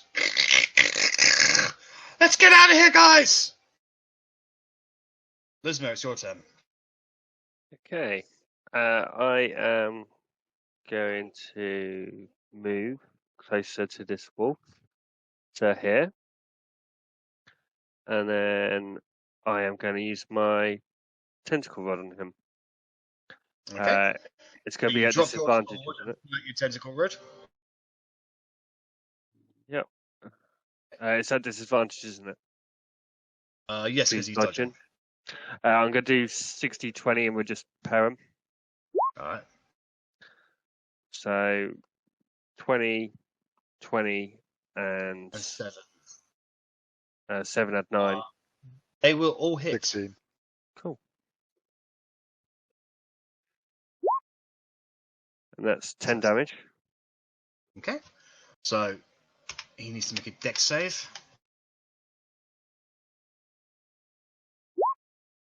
He makes a save, so he is not constrained or any of the ill effects of the tentacle rod take place on him.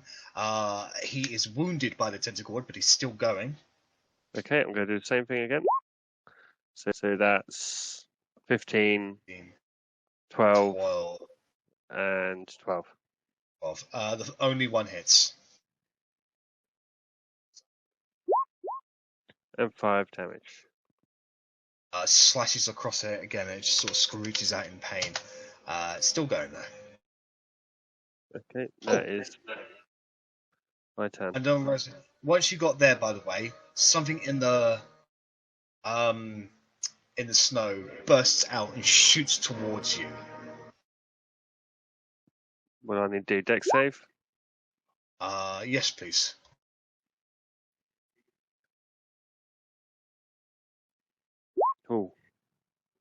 That is a fail. So this arrow just embeds itself into your leg, dealing 6 piercing damage.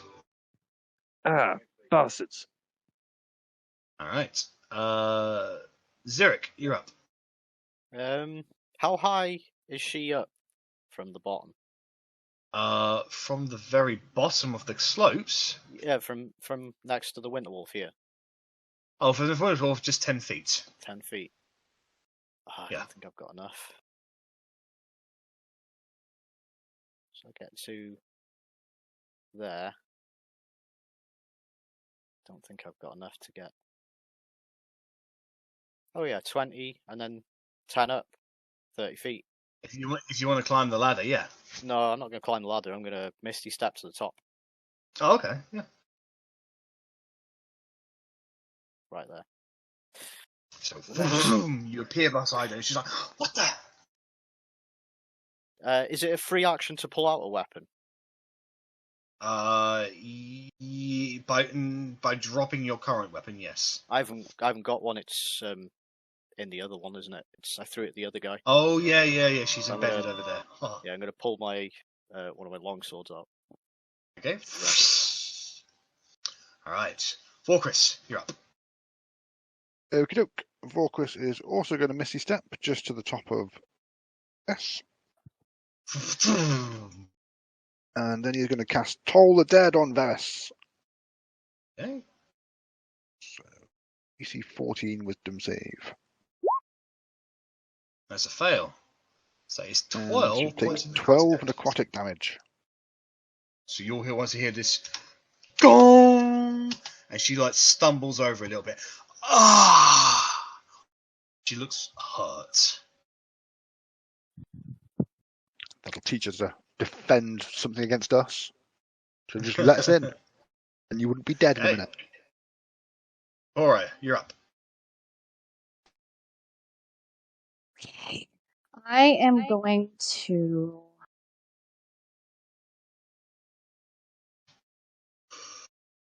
I'm going to have to bonus action. Shit.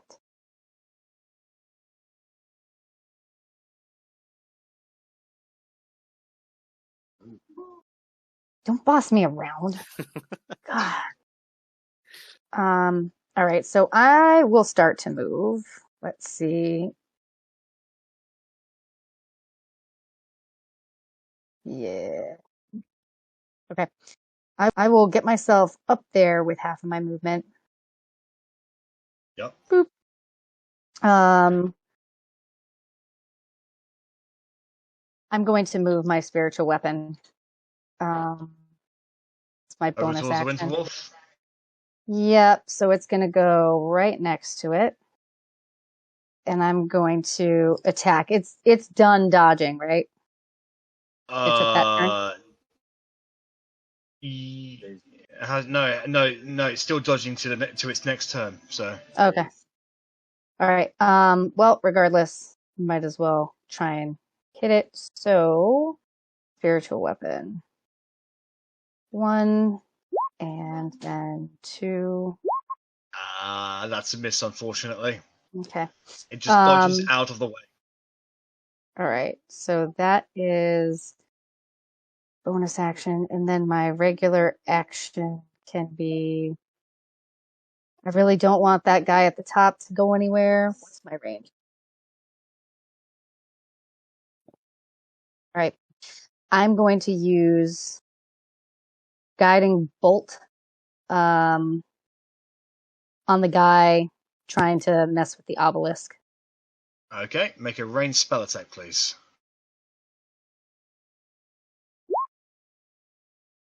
"12 is a miss, unfortunately. So it just goes past its head, hits the obelisk, which lights up and absorbs the guiding bolt. Agnes just sent me a message that she gave me bardic inspiration from Star Settlement, so... Well, what? Agnes just sent me a message saying that she sent me bardic inspiration from all the way over here. Is that bagpipe Well, for you? unfortunately, it's out of range. Nice try. You get points for trying. Right? Guest Um, appearance. I will continue to take the rest of my movement, and then that'll be the end of my turn. Okay. Bark's turn. Sorry, that's me. Okie doke. So Bark is going to move over here and grab up his bow, Yep. and he's just going to take a shot at Ceres. Okie dokie.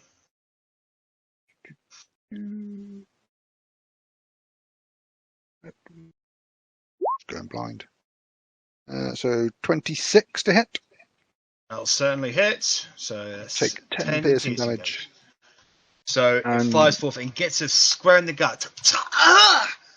And she falls down onto her knees. And then Bark will also shoot at the wolf. But at Okay. disadvantage. So 18 to hit. That still hits for 8 And piercing 8 damage. damage to the wolf. That arrow goes square straight into the wolf's eye, who yelps in pain and kills over. Wahaha. Bark's a master hunter. Alright. It is Ceres's turn. She is going to go. Retreat! 5 opportunity attack. Oh. Take her out. Take her out. Where is it? Oh, this is gonna That's- hurt. Oh. That's a spell. Yeah, I've got a Warcaster. I can use a Wolf- cantrip. Oh yeah. Oh yeah. Go ahead and roll damage then. Ooh. 13, and if she moves, she takes an additional 2d8. Oh no, because as you slash into her back, how do you want to finish her? Oh, Done. so just bring the sword onto her back, and this booming energy just sends her flying. Then she'll just land face down in the She snow. slides 5-10 feet, leaving a small trail of blood behind her as she slides to a stop and doesn't get up again. Nice. The New Order footmen. 5, 10, 15, 20. Well, to be fair, they can all dash and get inside that gate.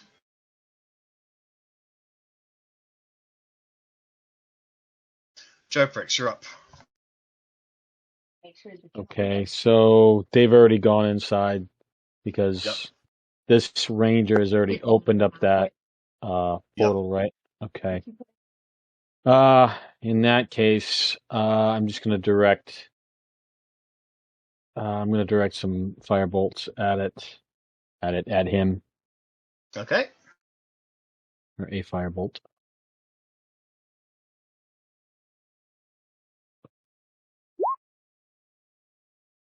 That's a hit against him. Nice. Nice. Nice. So you hit him square in the chest, and he falls back into the obelisk. He coughs up a bit of blood. He's still quite healthy. He hasn't been damaged that much. Oh crap! It's not what I was hoping for. I am going to use my movement though. Okay. 5. It is with your movement. That'll be it. So it's Pa's turn. 15. Okay. 20, 25. Can I be in this square? Yeah, I I mean don't you're know if that's- basically walking over the corpse of the hook horror. So Okay. I mean, he's stepping around in the blood puddles. okay. Pa. Okie doke. So Pa was told to go and attack the wolves. So he's going to run towards the wolf with the intention of kicking it when he gets there. But that's about as far as you can move. I don't think he only gets 20. Oh, he only gets 30. All right. Kerry's turn.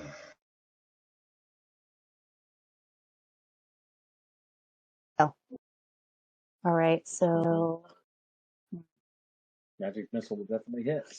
that's true. I'm going to.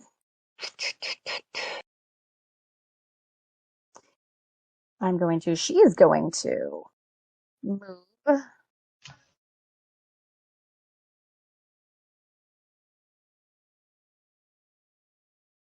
there. She's going to Yeah, she's going to twin spell again, magic missile. Right on, obviously, the only guy left. So, Yeah. 6. 64 plus 6 on him. Yep. 1, 2, 3, 4, 5, 6. So 10, 16, 19. 1, 2, 3, 4. That's 23 points of force damage against him. So once again, after he gets struck by the firebolt, he takes a few steps forward. All of a No, it's sudden, already 6 calculated in him. pelts of energy. Oh, Gets blasted back into the obelisk again, coughs up a bit of blood, and just goes, "Fuck this and fuck you!" He waves his hand on the obelisk, which lights up, and then he starts rushing 5, 10, 15, 20, 25, 30, and just as he dives through, the ice wall closes up. Did I see what he was doing to the obelisk? Yeah, Carrie would have been trying to figure out what he was doing too. Xeric can make a perception check. Oh, don't worry, guys, I got this. You can see that there are some runes on it that he basically just squiggled, like with his hand. He just rubbed it all over the place and put these runes out of place. And that's Would what I have you seen saw. what the runes were before he? No, absolutely not. No. Oh. But with that, you all take a deep breath as combat comes to a close.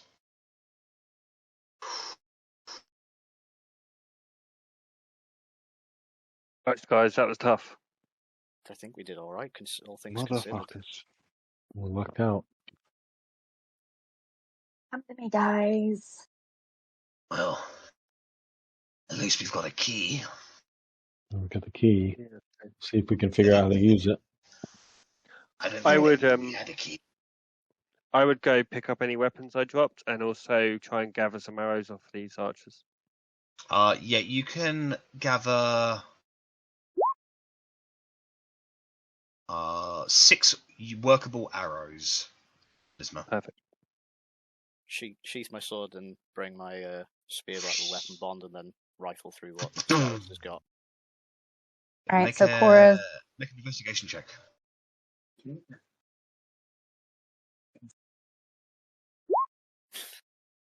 From strength to strength.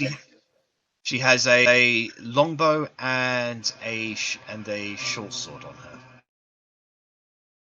And she looks like she has a pouch with 62 gold pieces in it. I'll pass that back to the party, the gold, and just point out the weapon. You want the gold and the party loot? Or split amongst individual people?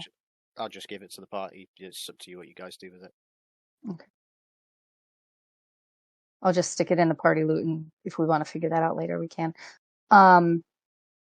So Cora wants to heal people with her channel divinity, but she also wants to suggest that the people that are fallen, like the New Order henchmen, we search them to see if they have any of the keys like Bark has, and possibly take their cloaks or any warm weather gear that they might have.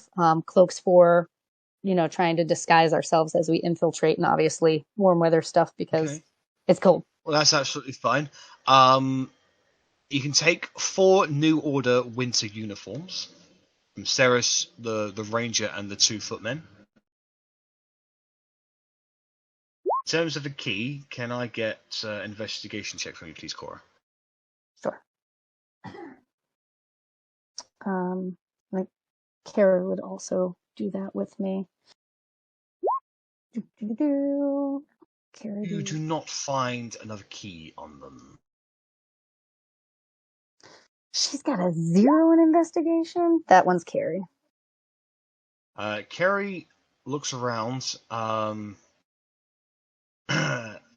She rifles through Ceres a little bit more intimately, and she's able to produce a key that is very similar to Bark's.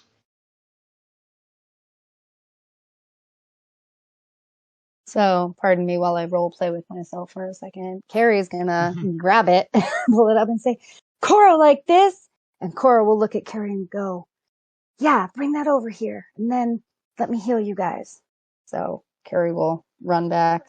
And then I know Bark needs healing. I imagine that Vorkris still needs healing. So I think I Yep. have a pool. I know Lismer took some. I have a pool of 35 to give out, but it can only bring you up to a max of half of your hit points. Don't bother with me then. I wasn't going to bother with you. God. Well, I'm missing about 52 hit points, Okay. but I So- have got 34 left, so I've got quite a few. You got 34 left? Yeah. All right. Yeah, that is less. If you can only do half, then Vorkris can only take 4 hit points off you. Okay. Well, that's still fine. Give 4. How much does Bark need? This may go. Bark can do a lot more, so 22. 22. Bark, how many do you need? Well, Lismer. In total, or just to get me up to half? To get you up to half. So that's 26 that I've used, so I have So 9 left. You want 40, he needs 43. He's currently on 34, so he needs 8. Okay. So I'll give you 8 and then I'll take the last one unless anybody else needs it. Now you can have one of your own hit points. Okay. A whole one. Xeric, No, did you need any? 90. No, I'm well above Okay. half. Okay. All right. That's about it. Thank you.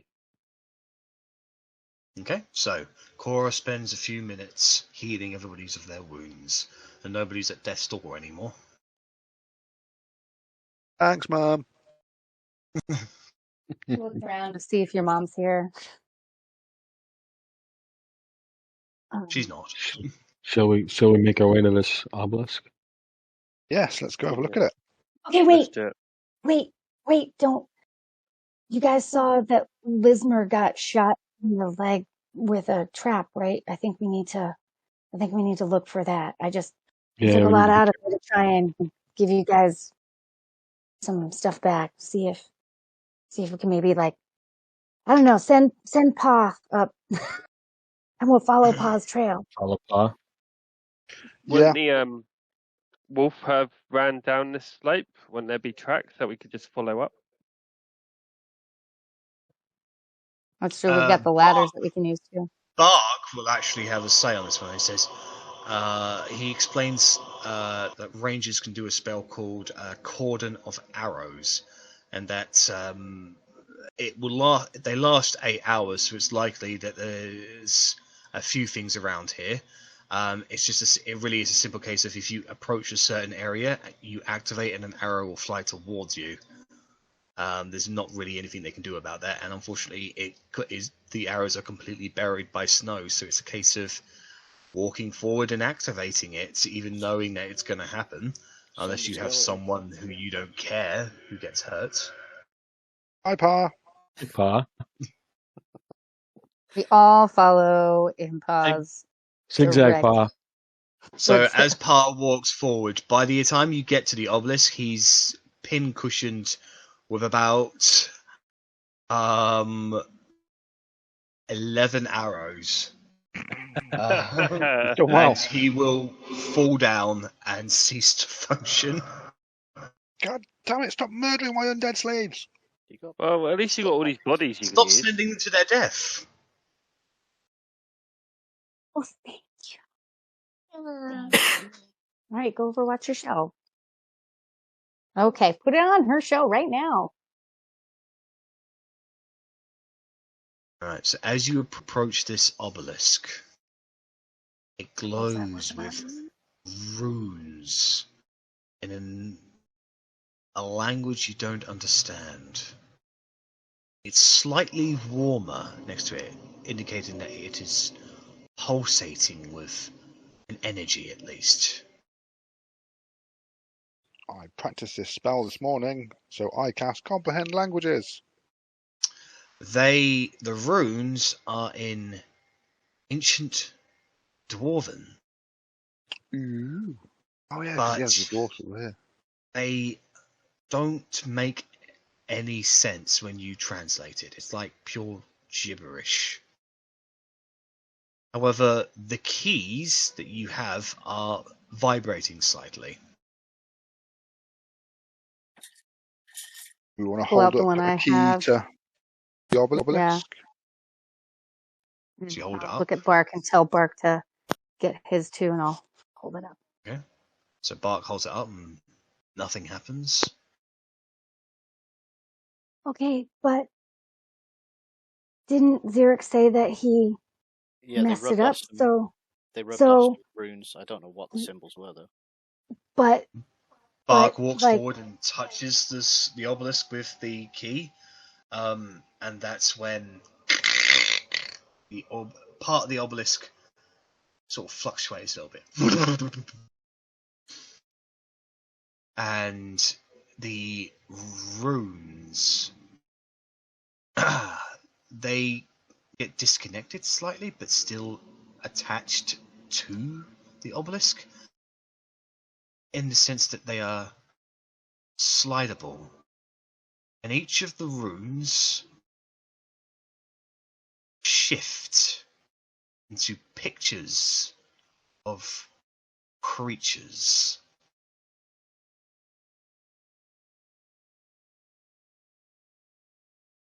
Do I recognise what the creatures are? Is there like a grouping of them And or a pattern of them? That... Yeah. And as you translate the gibberish, you write it down on a mark of paper.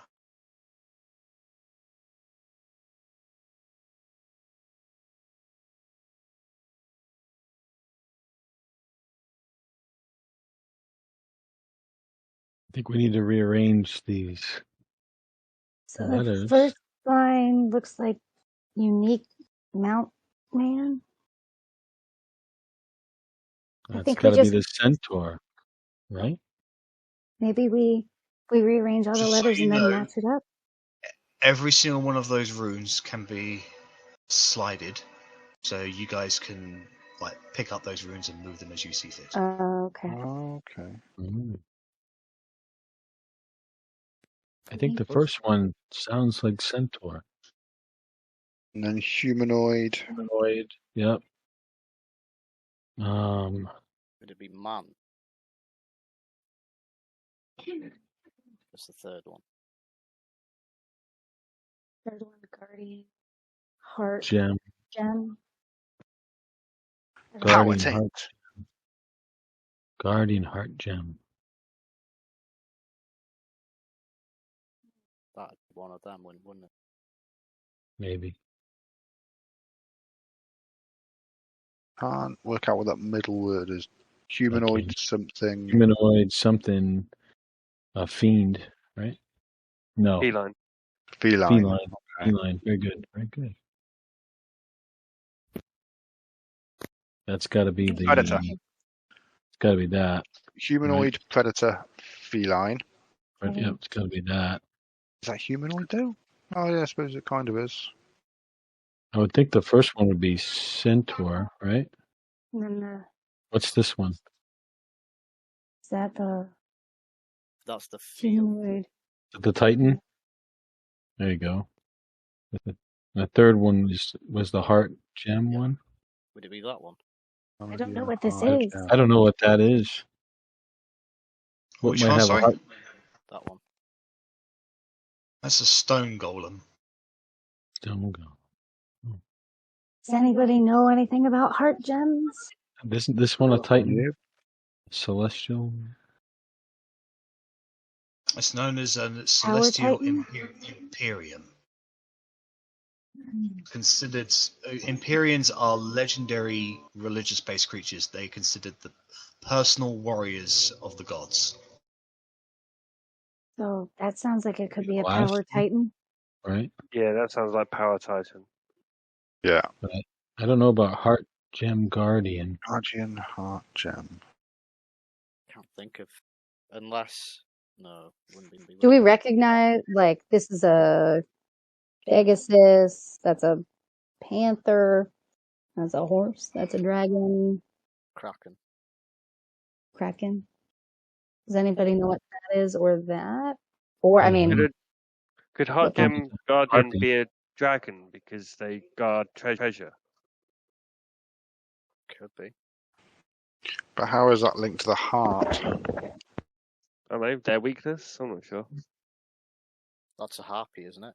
Or a siren? It's a harp. It's a harp. Yeah, I think it's a harpy. It is harpies are very commonly known creatures back in the old world. That creature there is known as the multi-limbed one is a Zorn. They are native to the elemental plane of Earth. They are known for eating Earth, or tunneling through Earth to find their main nourishment, which are known as gemstones mainly. Oh, it could be that one then. Ooh. Yeah, switch that one. So if we switch this with this, we did that. Does anything happen? Nope. Okay. is that thing something other than a horse? This guy Well, over that here. Yeah, that's a horse. just a horse. Yeah, so we know it's not Unique that. mount. Unless it's not. No, that has to be. Unique mount would be. It says man. What about man? Yeah, man goes on that with it. I don't know. I'm just guessing. I know. It's tough.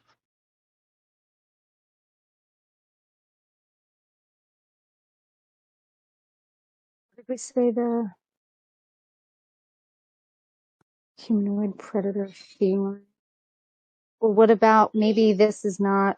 No, maybe that's That's a what I was just humanoid looking at. predator, and then The horse, this. Yeah. Yeah, maybe that. Oh, he's got humanoid as well. Yeah, but it hunts humanoids. It's a possibility. Oh, Cora would try nothing that. happens. Nothing happens. And as the party stares at this obelisk and these runes, trying to figure out what they could mean, we'll end our session there, giving you guys a month to figure this out. You know what this one is? Did we ask? We'll probably need it. Kraken. You said it's a kraken. It is for sure the Kraken. Okay. So I'll let you guys work on this in your own spare time. If you feel like you've got the answer, just let me know. I'll have a look and let you know if it's right or wrong. Cool. But I am very confident in that this will probably take you a while to figure it out. It's probably the most in-depth puzzle I've ever made, and I'm very proud of it. It's a tough one. And there's no shame in saying that it's too difficult. This is why if you solve this puzzle, you would be able to enter GreyHelm and you'll get a level up. Jack, during the month that we have to look at this, would you mind popping all of those images into the art section? Yeah. Could you make a new tab so we can and throw it. Oh yeah. There are 12 images and 11 names too, so each one could have its own. Yeah, and just leave one image out. Right.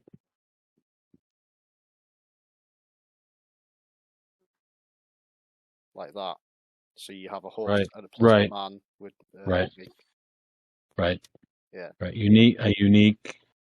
Something unique, then a mount, then a man. Could be equine, not unique actually. Right. And that would definitely be it could be equine. Equine, Yeah. then mount, Equine. which could be the Pegasus. Like that. Then you go humanoid, predator, then feline.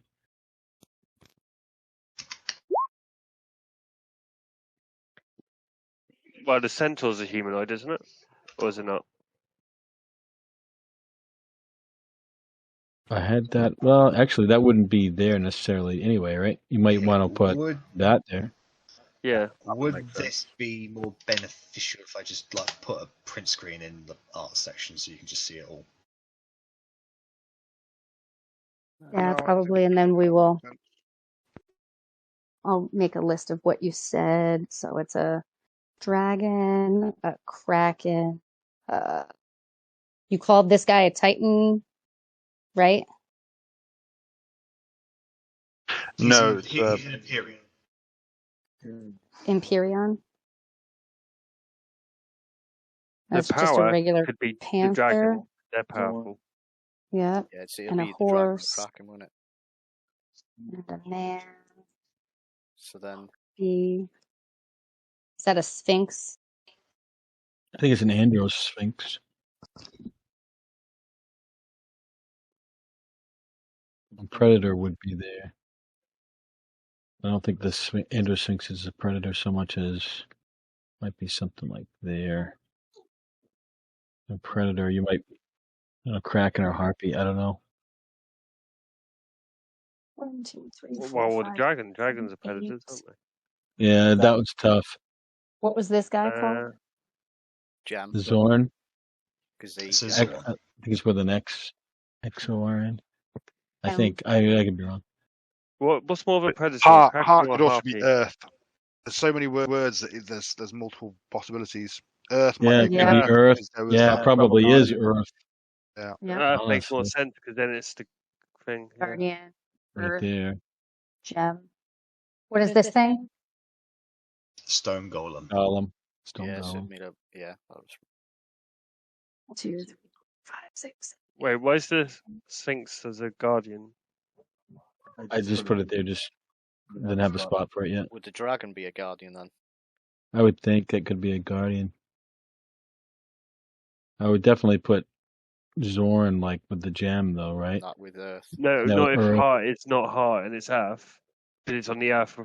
Yeah, Earth realm. Stone. Right. Stone. Yeah, but gem is definitely gem. Yeah, Stone Giant or Right. Stone Guardian. would Stone be- Golem I'll would be let Earth. you guys get on with it. I'm gonna go to sleep.